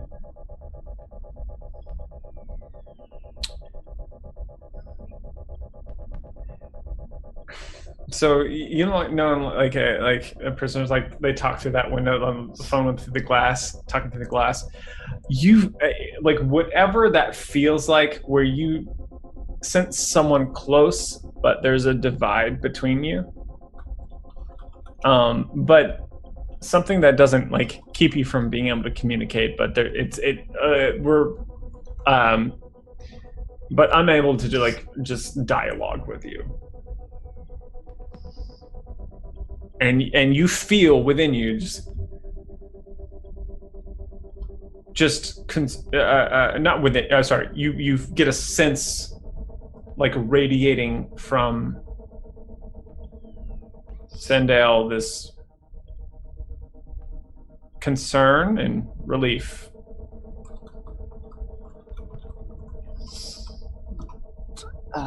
Gonna spend just a bit talking out loud, not just in my head. Well, Sandy, that was interesting back there, to say the least. Glad we were able to get out. Guess I'm getting okay at flying. We only took a few scrapes here and there from, I guess, what was the book. I got no idea what that is now. Hopefully Rothschild's people will be able to tell us more. Yeah, the big shape when it showed up, it looked like a bit like what you were showing me in that dream the other day. I don't know what that's about, but I take it they're somehow connected. Again, maybe folks at the temple will be able to tell me more. Yeah. Also, let me know if you think this is a good idea. I should maybe talk to them about trying to set up some better way for us to communicate, something to facilitate this. Because I get a sense we're getting into some things where your wisdom and advice and assistance would come in very handy, but I get it if just ain't in the cards. Got this magic talking dagger. Don't know if you know about that. It's not a fan of magic or casters, so might not be a fan of you, but I've known you longer. Whisper's not ornery. Sorry, Whisper. Who are you talking to? Oh, just one of the, well, I guess now I'm down to, what am I down to now? I guess it's 3 voices? Haven't heard that angry one in a while, and I guess that was the book? Anyway, I'm talking to one of my other friends, one of the other voices in my head. This one's Sandy. Been with me most of my life. And Whisper begins to tune out. Yeah. See what I mean, Sandy? But I think Whisper will come in handy. Just haven't had too much chance to put them to use, but they came to me when I was in the jail cell, which was pretty cool. We're gonna have to talk about that later, Whisper, if you have any idea how far you can be from me before coming back. Until I can no longer sense you. Well, hopefully we never have to find out how far that is. But yeah. So, yeah, that's about it. And I think what you feel as you're talking, this, once again, almost like a radiance, this probably most powerful right now is the sense of amusement.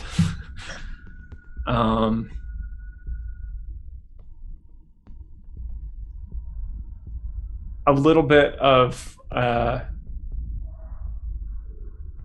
you sense a little bit of pride, but undercutting all of that is this heavy worry.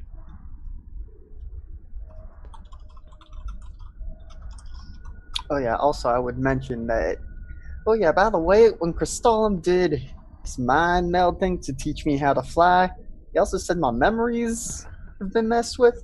I don't know if you know anything about that.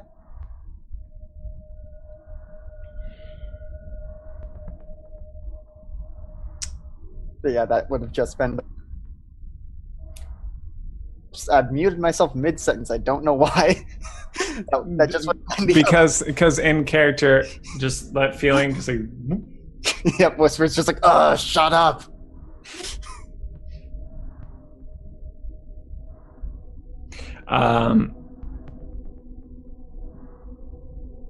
You feel hesitation and nothing else.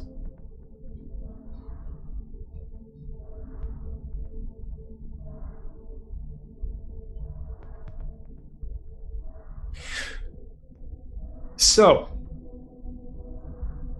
Rush. Yes. We're at this point. Let's backtrack. You've just passed through the arc stream. What is Rush doing? I think I was in the cockpit, so probably as soon as I see that Vincent has everything, I don't say anything. I just leave. Rush. Just wave my hand over my shoulder as the doors whiz close behind me.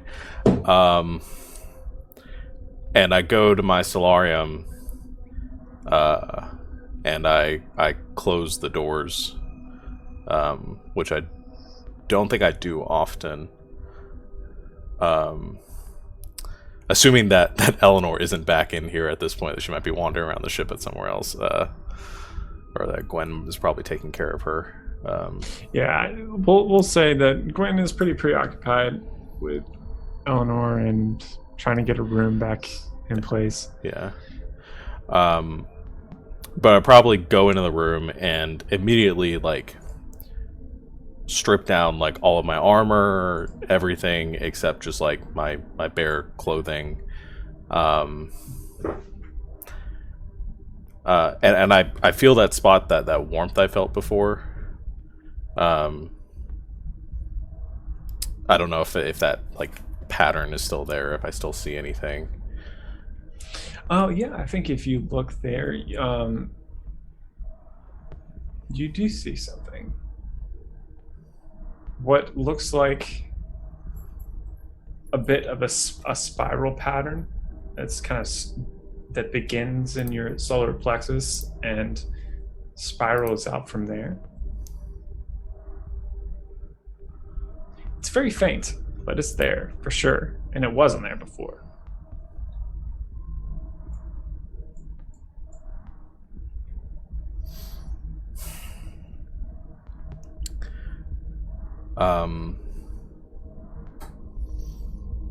I think I kneel near the window and just meditate for a bit on the light that I saw and the destruction it caused and what that means. 'Cause to me right now that doesn't make any sense. Yeah. And I probably stay like that for a while.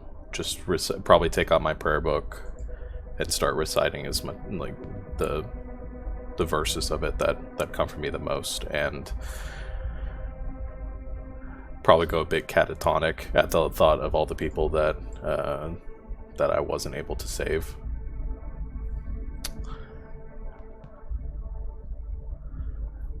And after probably... How long is this trip going to be? You said? It's going to be 4 days in total, okay. But...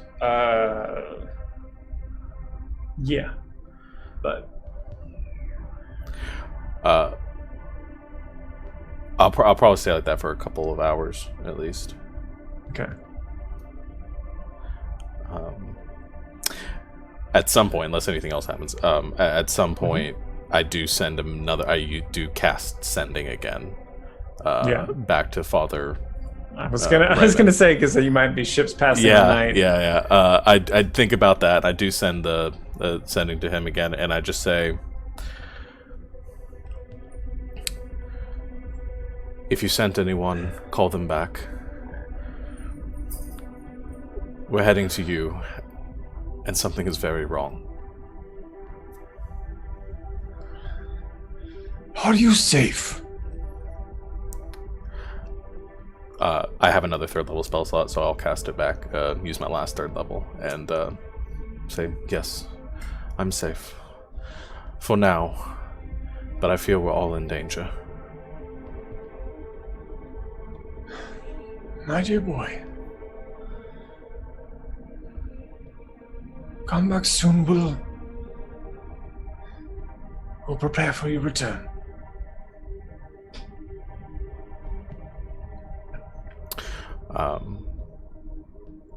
And then I probably sit there and cry a little while longer. And then as far as helping, and I'll help around the ship, but I'm probably useless for the rest of that day. Child, that's what I meant to say. My dear child. All right, excellent. So, cool. So, you all move. You can go ahead and move it the way you want. I think I gave you all control. If you don't, so all right. So you all move. So, at this sector, or to the left of Kaiba's sector. And for viewer audience at home, we have a star map that we're using. It would be nice if you all could see it, but also it doesn't really matter. So, like, I know you're going to feel left out, but trust me, it doesn't actually affect much of what your experience is going to be like. It's just a bunch of stick figure drawings, and it's very confusing. Something happens in this sector. What is it? Alex. Yes. What happens in this sector? Something goes wrong. Yes. What was it? I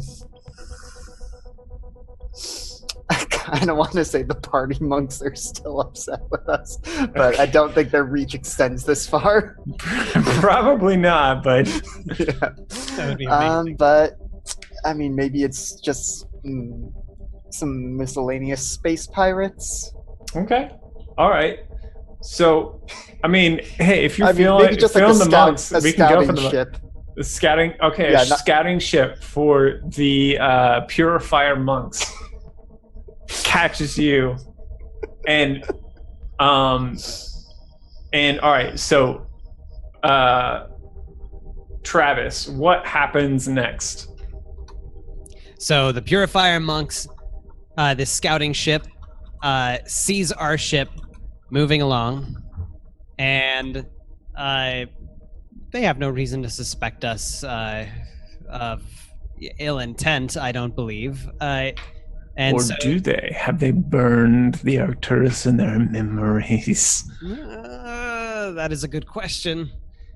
We can let the fates determine it. We could let the fates determine it. Let's do that. Fairly shady. You want to make them do like a history check or something? Okay, sure. Roll a d20. Plus, okay, well, yeah, they remember you for sure. This scout ship remembers you. Wait. So the scout ship recognizes the Arcturus. What does it do? Does it attack or does it try to get Franz? I think it powers up its weapons and it tells us to stop. Okay. All right. So it tells you to stop. Pace. Sorry, Lindsay. It's referring to everyone in the players. What does the crew of the Arcturus do? Well, how big is the ship compared to our ship? It's the same as the ones you saw earlier, like kind of like the smaller fighters, like a single seater, basically. Well, I can tell you what Pace wants to do. I have no idea what the rest of the crew wants to do. All right, tell me what Pace does. Pace wants to like shoot an antenna off of their ship or something and be like, "Leave us the frick alone." Okay, so you go for a called shot, try to take off the antenna so it can't call for more Goonies? Well, just to be like, honey, you wanna You really wanna do this today? All right, so I'm gonna give you an intimidation check, but you can use your dex bonus instead of charisma, because this is about your skill of what you can do with a shot. Great. Hold up. Let me do that then. Are you proficient in intimidation? No, I am not. So it's just a dex check. Yep. Total of 17. Okay. Sean, can you roll me a d20? They're not that wise. Just +1. D20 okay. +1. Oh, that was only a 3, so 4. Okay. Intimidated. So, Sean, what does the intimidated purifier do? Oh man. Well, I think they'd call as Pace fires a volley that just like blasts off like a non-essential for life functioning like part of the aircraft, like the like there's like a comm antenna in the back. She just blasts off that unit. So what does the pilot do? Do they have any sort of like SOS systems or something they could use to call more? Not anymore. Not anymore. Okay.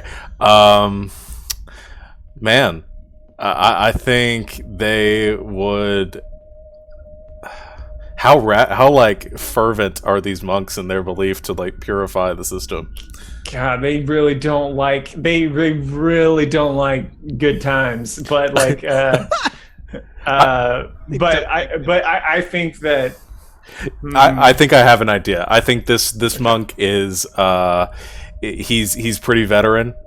He's been doing this for a while and hunted down a lot of ne'er-do-wells across the system, and I think he thinks that some punk-ass kids just got lucky shooting at him, and he rears and up his guns, and he takes that as a sign to that it's on.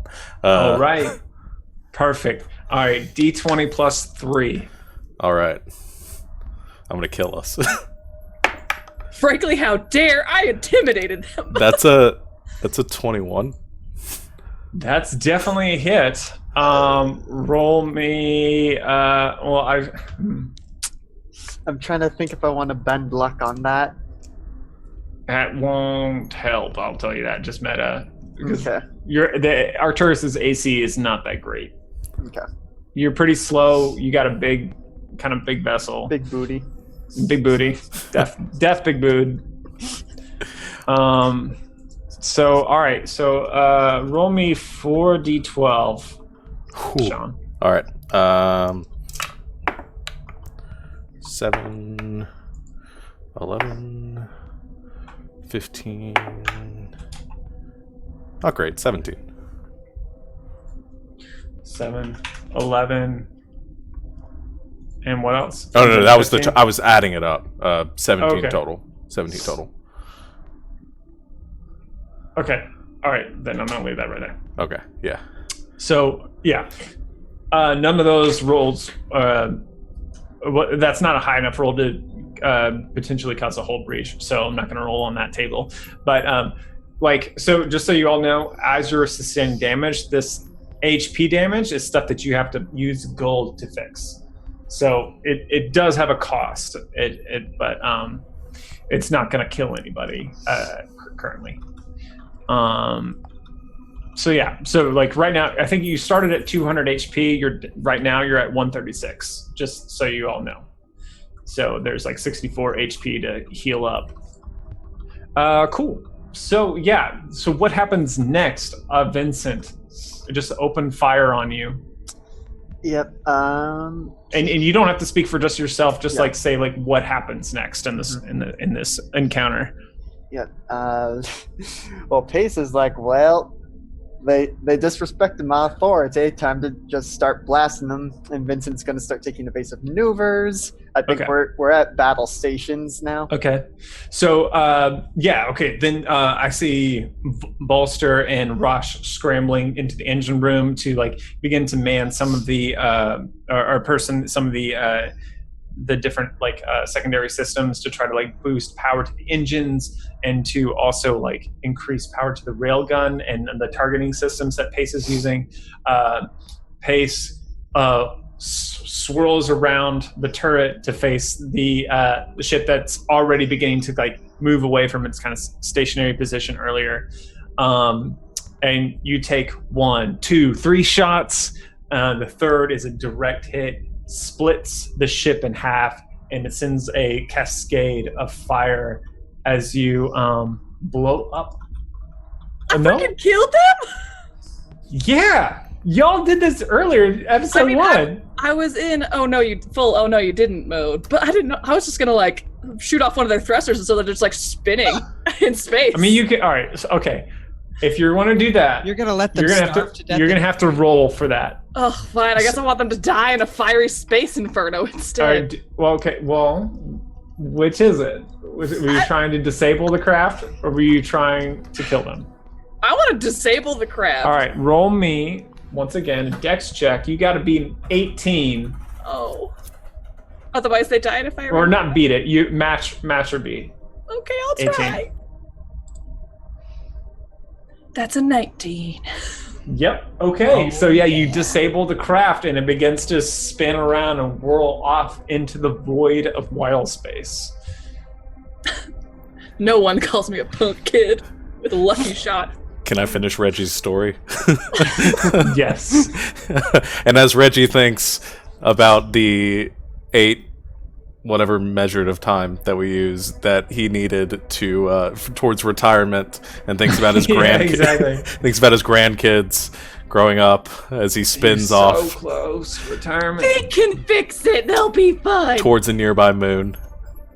Literally spinning around in the void of space without a cell phone. I'm sure they have the mechanic and they can fix it. It's a single-seater plane. Wait, what? This is a single-seater. I decided. I explained that earlier. My bad. All right, so Reggie crashes into a moon, we'll say, and lives, and is going to be a moon man for the rest of his life. Good thing that moon was made of cheese. You wish it was made of cheese. I didn't say it was great cheese. It's like grated cheese. Are you trying to make a grated cheese joke or something? Dang it! No, it's actually infested with sarlacc and. Okay, now I feel soup's bad. It's what it is. It's like cheese dust. It's like Cheeto dust. It's an entire moon of Cheeto dust. That's super disappointing. It really is. Okay, all right. So that's that sector. I was trying to be a good person. Oops. Children at home. Sometimes murder. No, they didn't care. So all right, we'll move to the next section. And let's roll a D100 and just to see if anything happens here. 50 or above, something happens.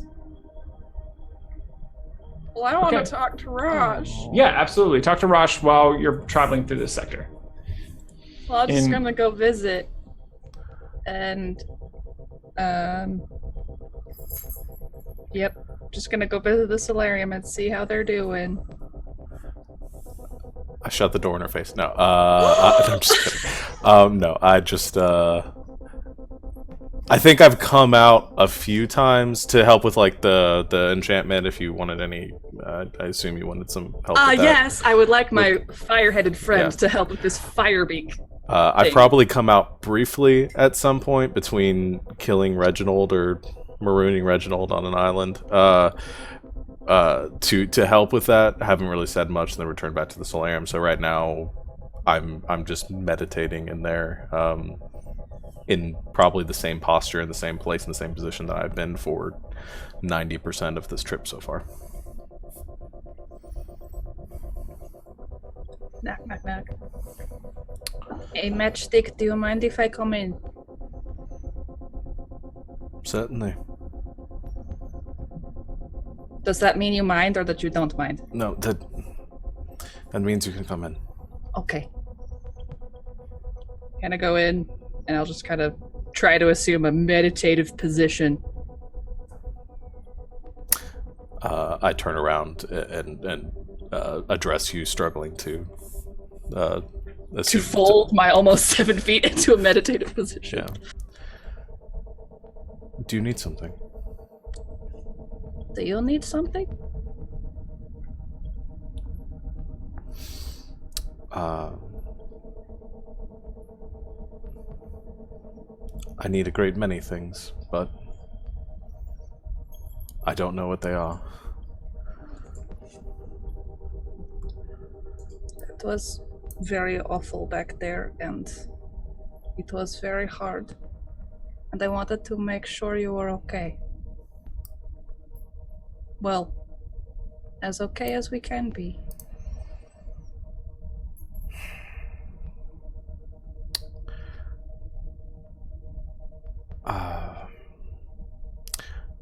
To be honest, I'm not okay.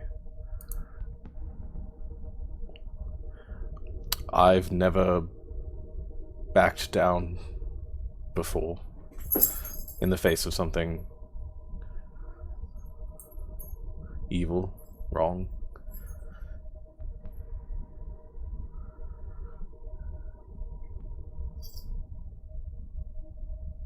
So I don't know how I should feel right now. I understand.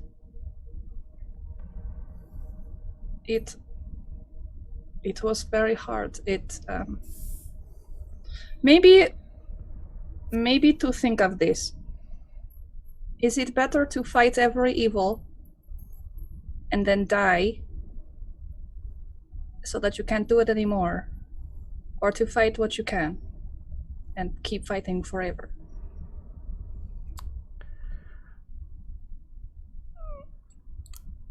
I don't suppose we've ever talked about my faith before, but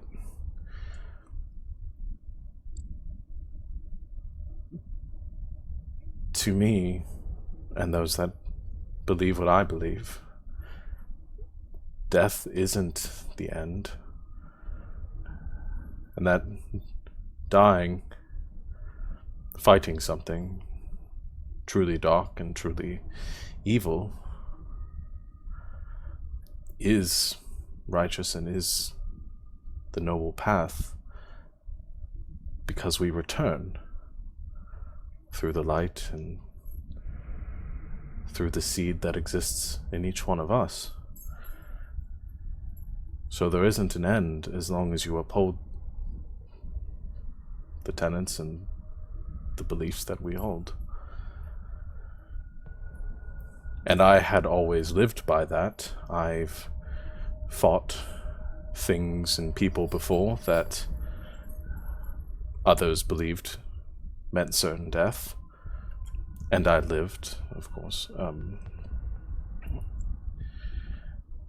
always believing that should I die, that I would return. But when I was faced with something so powerful and so immense that I didn't see any way of winning, I ran. And I feel terrible about that.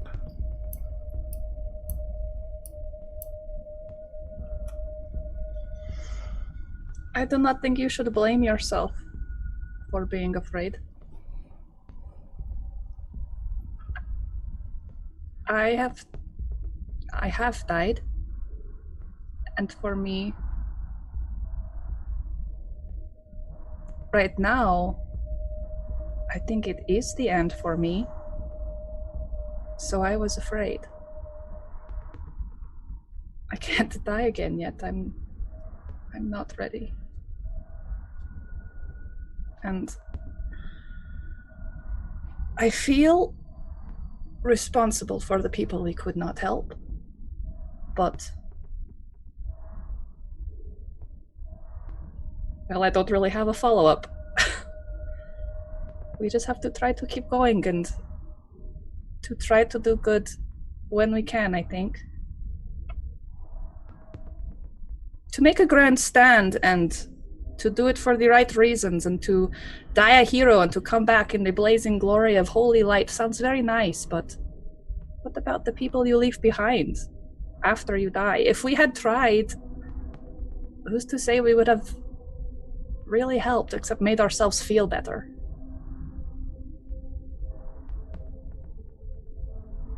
You know what I'm trying to say?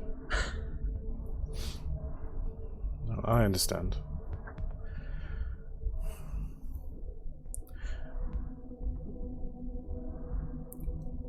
I don't know, there are a lot of questions that I have, and things I don't understand, and you're probably right.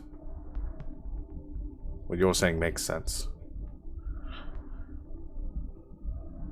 It doesn't stop me from feeling wrong, though. That is fair.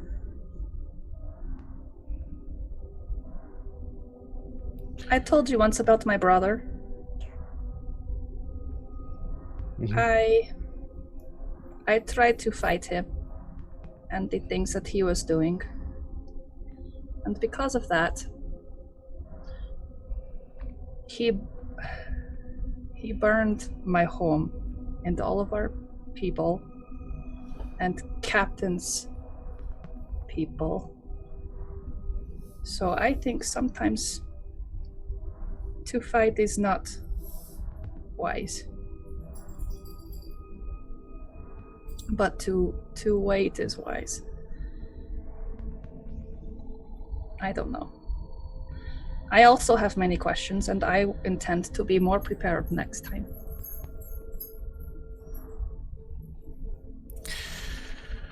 That we can agree on. So how do you do this deep thinking thing?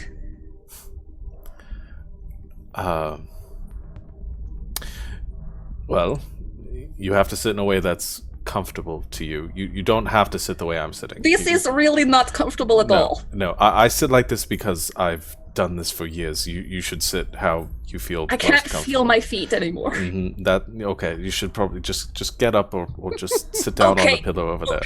Okay. All right. But just focus on something comforting to you, something that means the most to you, and think on that. Okay. And then I'm going to try and meditate, and I'm going to think on Constance. and this is me flavoring taking my favorite enemy thing. Yeah. I think the mark on your chest, paste,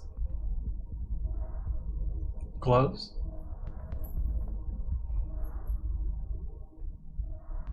Very softly. But it returns to a luster that you haven't seen in a few days.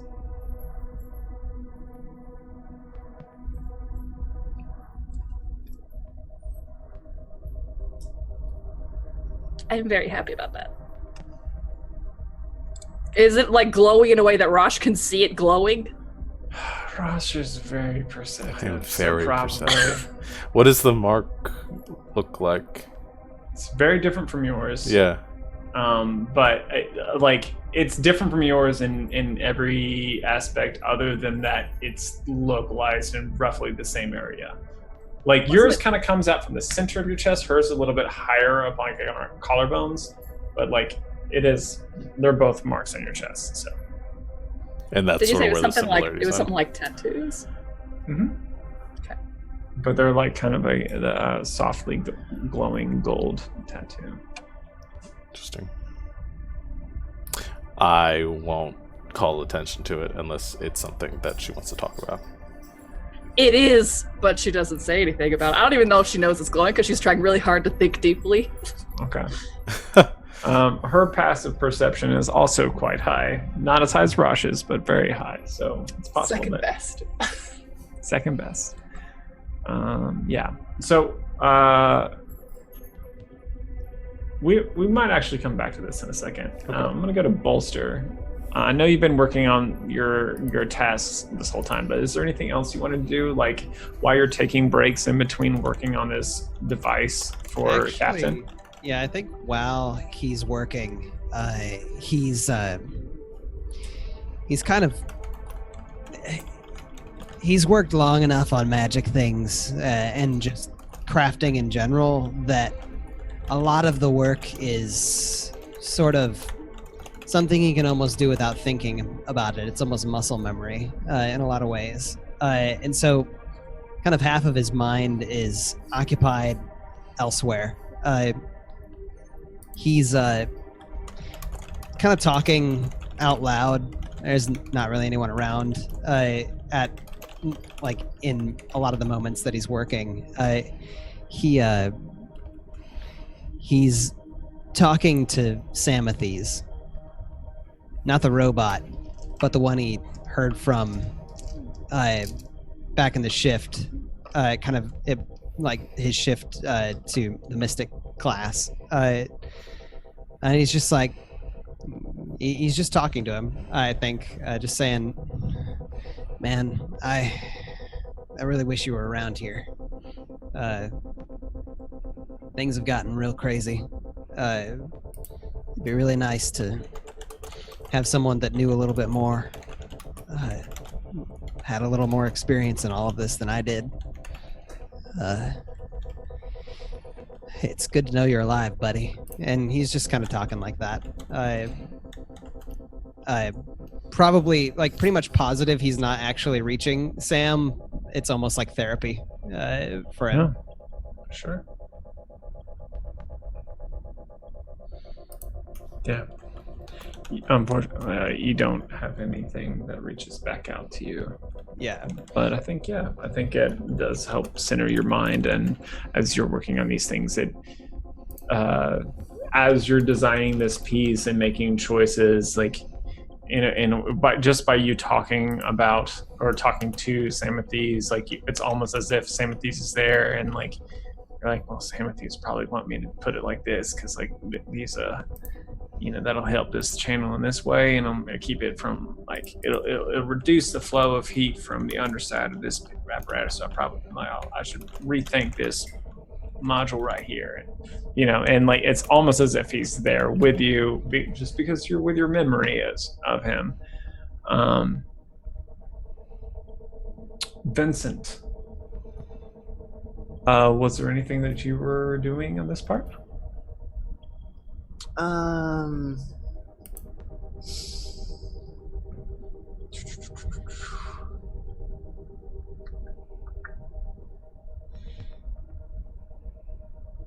I mean, yes. We don't have to RP it because we just had a scene like this, but going through and just checking in with everyone, being like, I know people had mixed feelings about us getting out of there, but everyone good? And just going and doing that, one-on-one. I kind of want to play this out. So we'll do Bolster first. Okay. So pop into your workshop at some point while you're working on this stuff. Hey, come on in. How's it going, Bolster? And I think Bolster in this moment is like hammering on this kind of sheet of metal. It's not like he has a big hammer. It's actually like a little tiny one, and he's making these kind of little tiny rhythmic taps in threes, kind of flattening out this sheet of metal.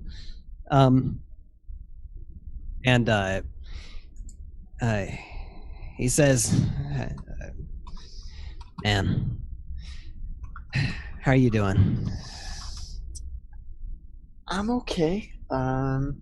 That's actually what I'm here to talk about, because I know things were a bit hectic as we were leaving, but you were pretty outspoken about staying and trying to do something to help people there, and I just wanted to check in, see how you were doing on that.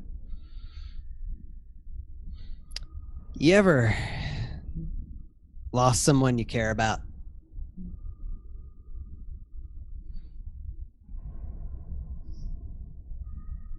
Yes and no. Not in a, someone dying in my arms sense, but I mean, don't see much of my family anymore. I lost some friends because of the way I am. people left you? Yep. Well, the way I see it, they're missing out. You're a good guy. Well, I did lose someone. A long time ago. Well, probably not long for your people, but for mine, it was a real long time ago. It was a good friend of mine. I think he's still alive, but I've thought he was dead for a long time.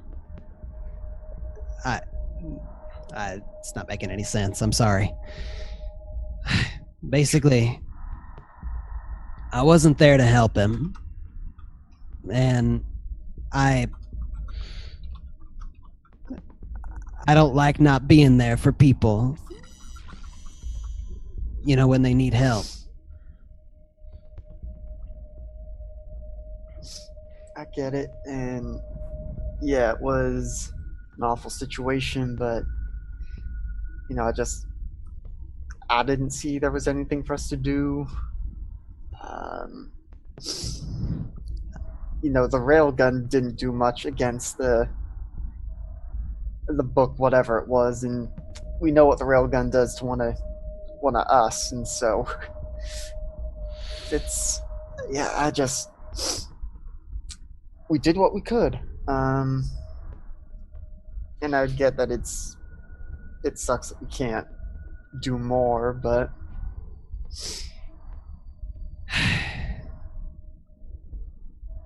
you know, sometimes I wonder if it would have been better if I'd have been there. You know, well, a friend I died was named Samathes. He was kind of the guy that taught me everything I know. And, well, one day I came by the shop and everything was gone. Turns out he had made some enemies in Ocelot's Foundation or something, and I guess they kind of disappeared him. But I wondered, maybe it would have been better if I had just been there. I mean, even if they just like killed us both, maybe it would have been better. oh no, let me stop you right there. That definitely would not have been better. God. And I know it doesn't make sense. I know. But I get it. I mean, let me come at it from the other side of the coin. Because of the way I am, there have been times where it would have been better if I hadn't been there. You know, that just me existing around people got them hurt. And I know you're not like me in that sense, but we learn to play the hand we're dealt, and we play it to the best of our ability. You know, it wasn't in the cards for you to be with Samathes then. But this may be a bit presumptuous of me, but I imagine he'd be proud to see you where you are now. And he'd be real proud of the Samathes that we all know. Thanks, man. That helps a lot. And if it helps, well, you're a much bigger benefit to this universe than, you know, all the crazy things that happen around you. They don't outweigh how good you are and all the good things that you're capable of.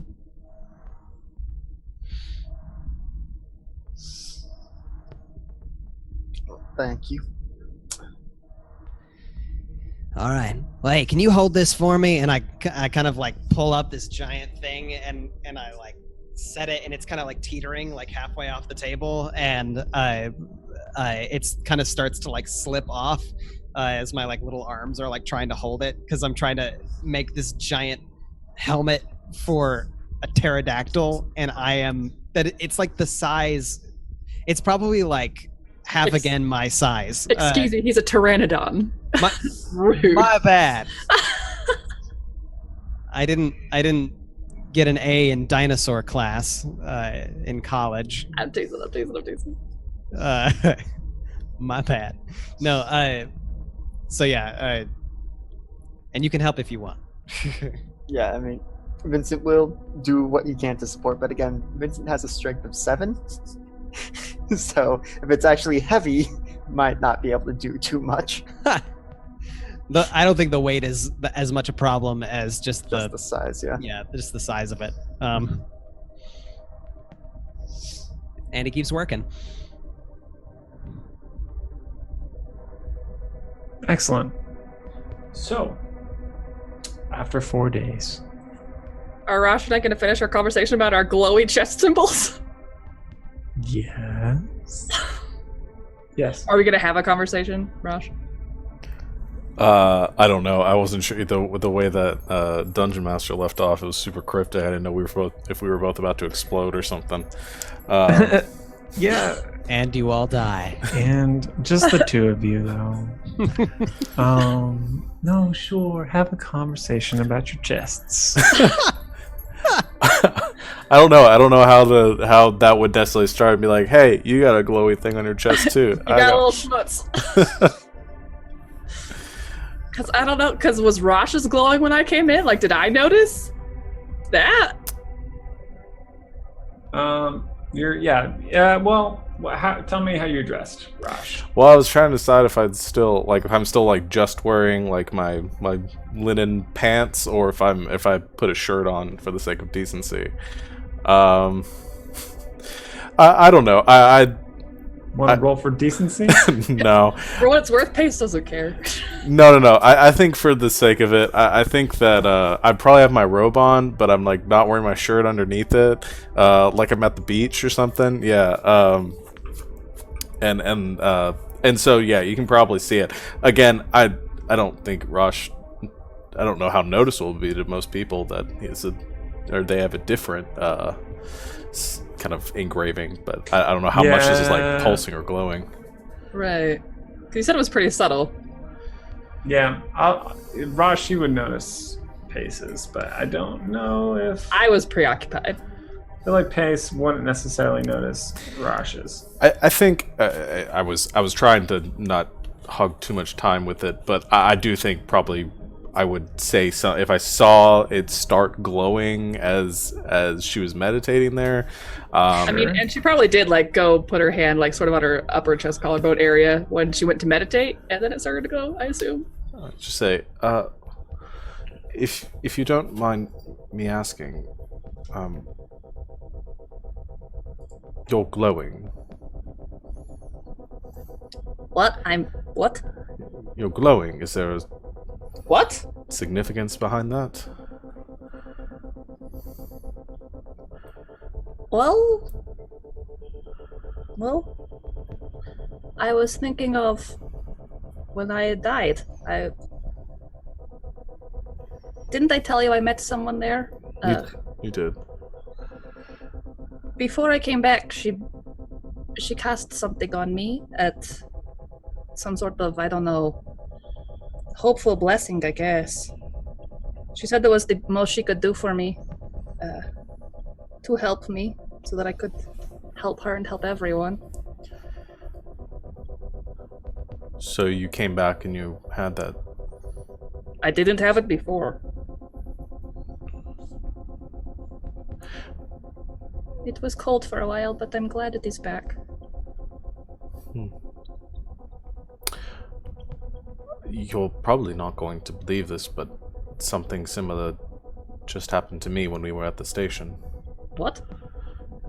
I felt a warmth here, and it's hard to tell because I have so many markings on me to begin with, but this pattern wasn't there before. That swirl there? Yes. Huh. So how did you get yours? I don't know. It just appeared. Oh. I'm a little disconcerted by it, as I don't know if it was caused by whatever was happening there, but it felt comforting, and Yeah, it felt... I was going to say, what were you doing when it happened? I was praying. Well, there you go, see? And I want to be hopeful about it too, but given everything we've experienced, it seemed... It does worry me still, what it might represent. But You've never been negative before. I've never seen something as dark as what we faced before. Well, doesn't that mean even more you want to be not negative, but to be positive? I'm being cautious. Yeah, I try to be that sometimes. I want to be hopeful about it, and given some time, it was comforting in the moment, and it helped me get through what happened to us there. I do believe that. But I do have some questions about it, and that's one of the reasons why I'm very happy that we are heading to Chamachamandir. That place, yep. I'm also very excited about it. You didn't remember the name of it, did you? I don't know how to even start to say it. Chamshadir. Close enough. Great. So, yeah, hopefully one of your people can tell us about chest glowies. Maybe it's like interpreting dreams or something, or like birthmarks or reading palms or something. Maybe. I read a great many tomes and books while I was there. I don't remember reading anything about glowing chest markings.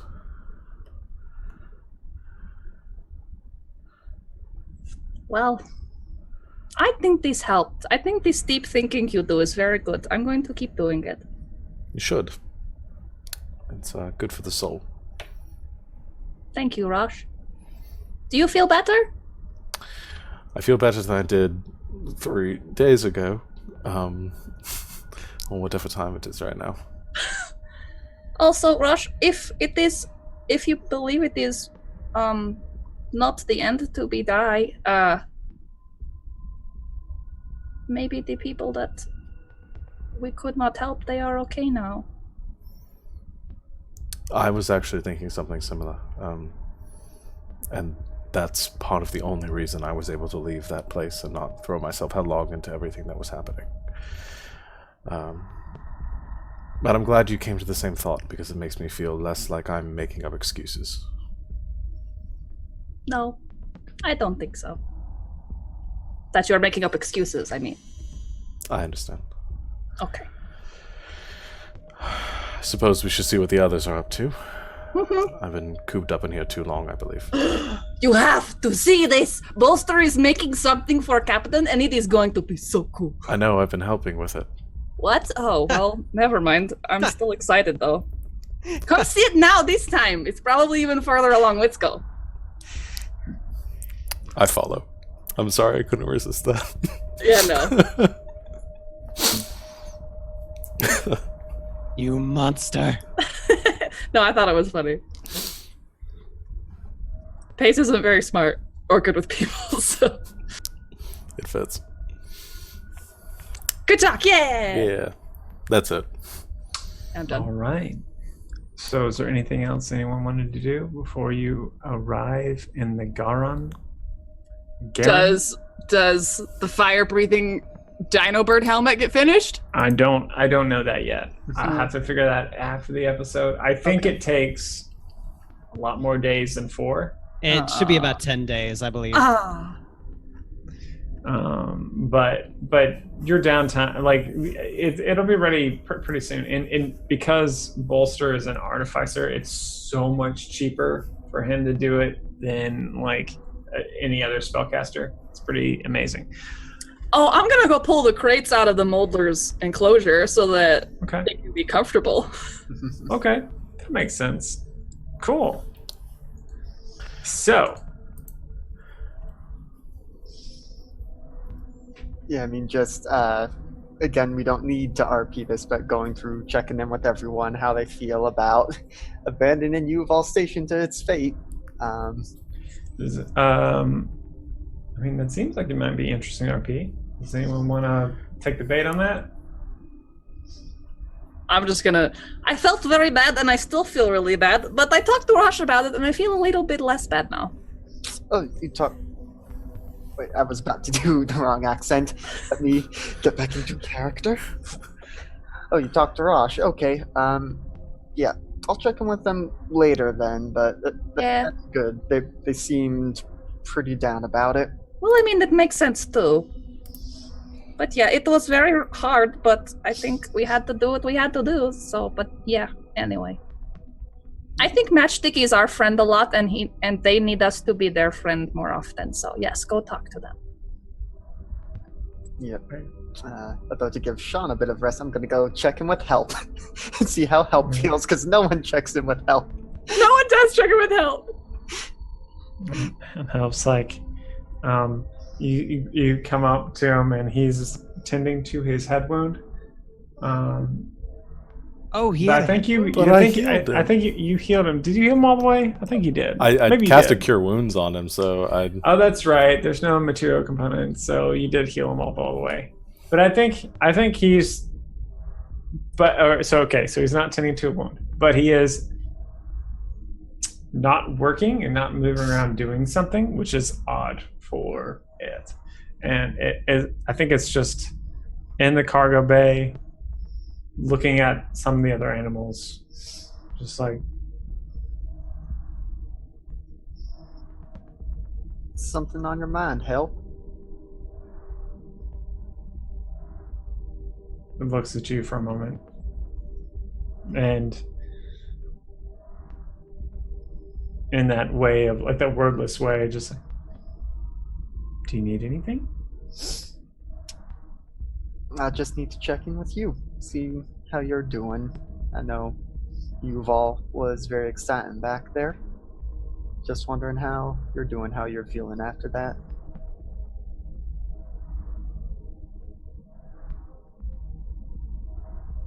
I could not help them.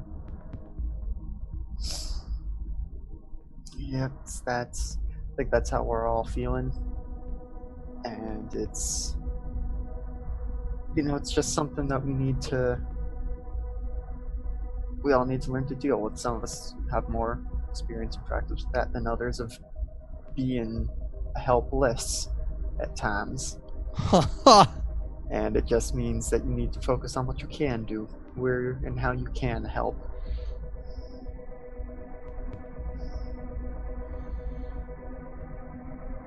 Can I help you?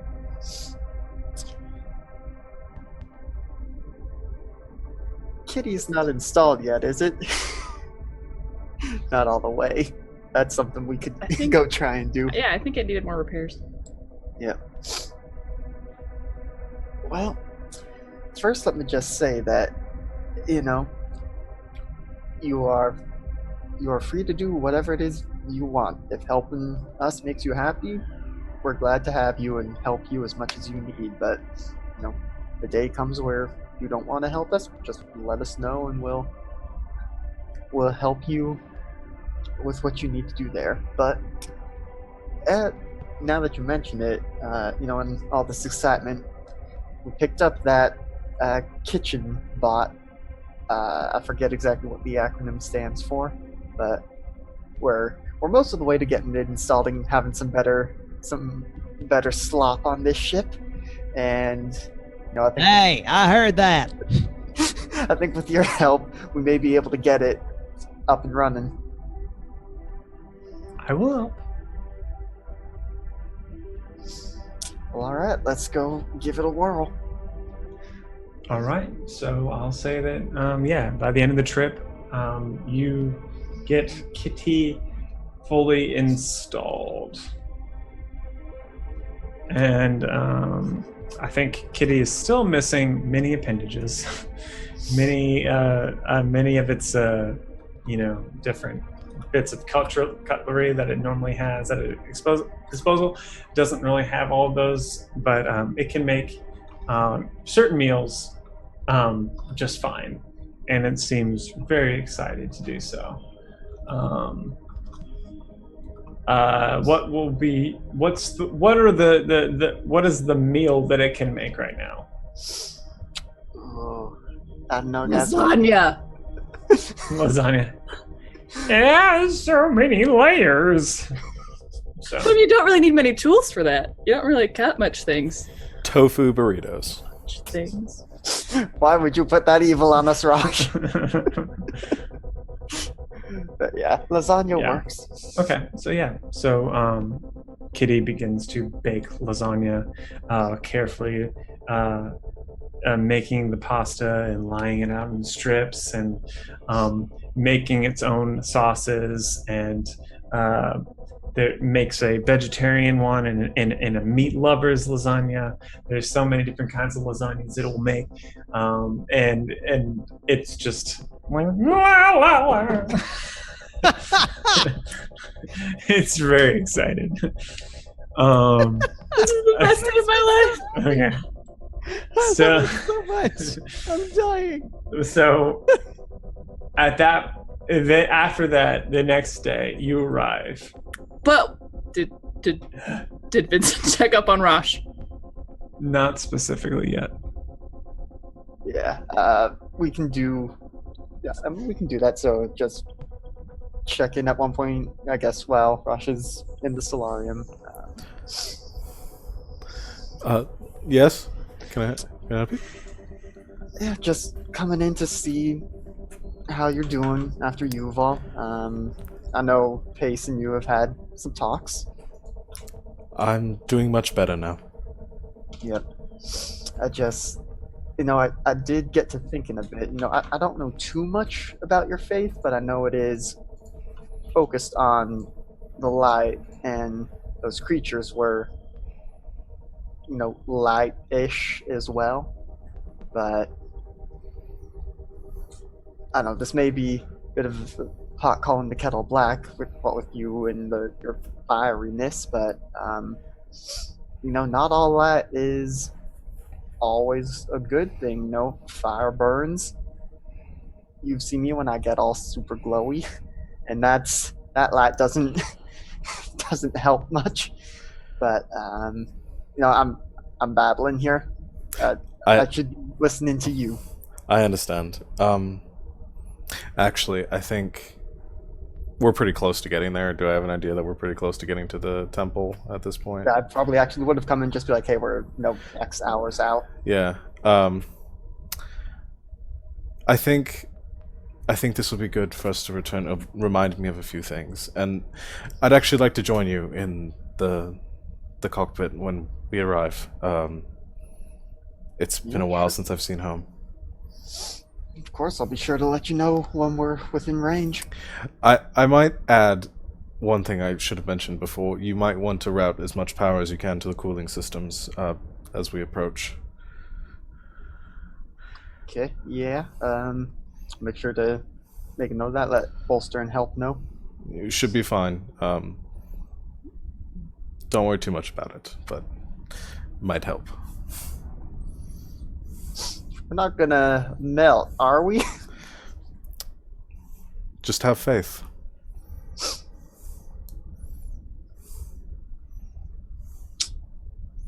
Okay. But all the logistics aside, you doing okay now? I'm doing much better. I told Pace this, but I have a good feeling that we may find some answers we need here. Or if not, might be pointed in the right direction.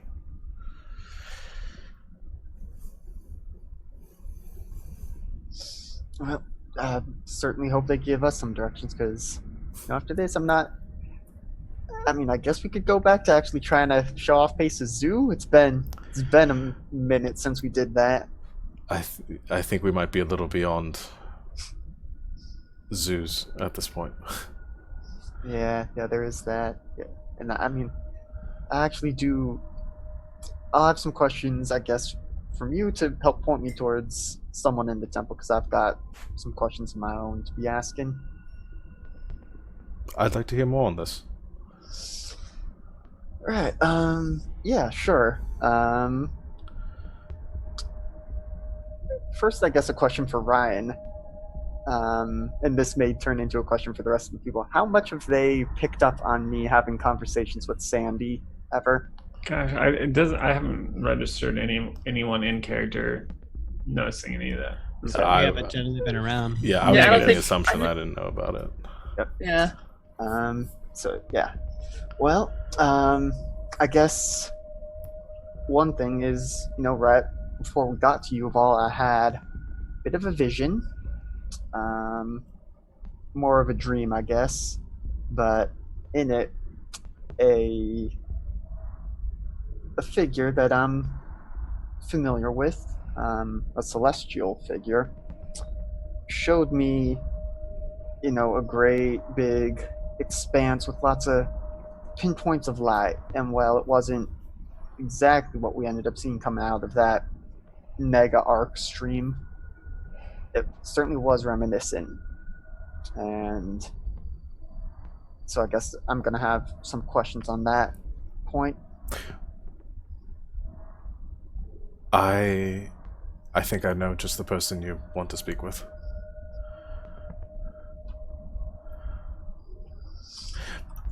I'll join you in the cabin. We can talk more about it. I'll tell you a little bit about what to expect. Sounds good, and I'll be glad to meet this person. I'm sure they'll be glad to meet all of you too.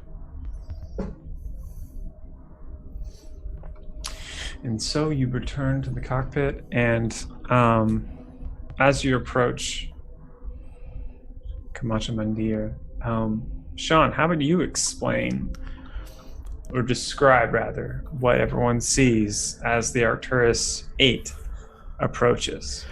I think the first thing they notice is that we are flying almost directly towards a star. Probably closer than most pilots would dare to go. And I imagine that I'm probably talking to Vincent a little bit, sort of giving some navigation, been telling him a little bit how to approach. But I don't know how the shields and stuff work as far as solar warding and kind of making it so we don't just so we're not all just blind here. I mean, probably there have been conversations with Bolster as well, to like between the two of you managing to get the Arcturus ready for this kind of flight. Yeah, and I probably warn or kind of tell Vincent a bit that it's going to be fine. Your systems are going to probably go a little bit wonky, but you'll be okay. Just keep following the heading. And so as we approach, I gotta actually pull up my thing here.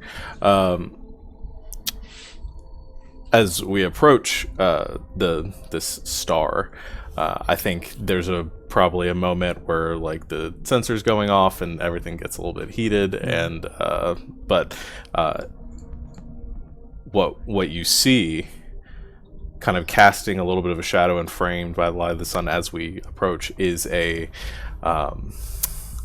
massive asteroid or fragment of some sort of rock orbiting this star at a very close proximity. And you notice it as it reflects the light of the sun, this golden temple, this city that kind of stretches and spans the circumference of this asteroid. And I think, and sort of the way I imagined it, is that once you get within a certain proximity of it, without passing any sort of force field or no really like scientific reason for it, the heat diminishes, everything sort of becomes comfortable, and you can see this star without being blinded. You can be this close without being burned, and just see this glistening city before you. Yeah. So as you all approach this golden city, the light of the massive star ahead of you perplexingly not blinding you, of course, but it's still, even despite that, it's just so overwhelming.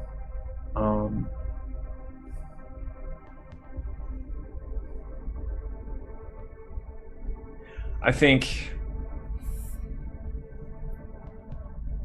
I don't know how each of your individual's characters feel, but like this moment I think just reminded of just how vast space is, and just like how wide and enormous this universe is. And while tragedy can occur, maybe that there are places where help can be found. And we will close the episode there. We will pick this up in 2 weeks. But thank you all so much for hanging out and watching. It was a fun ride, and we shall have some more fun later. Thank you to my players. Yay! I hope we did it. And good night, everybody on the internet. Good night, Good night, Internet. I love you, Nick.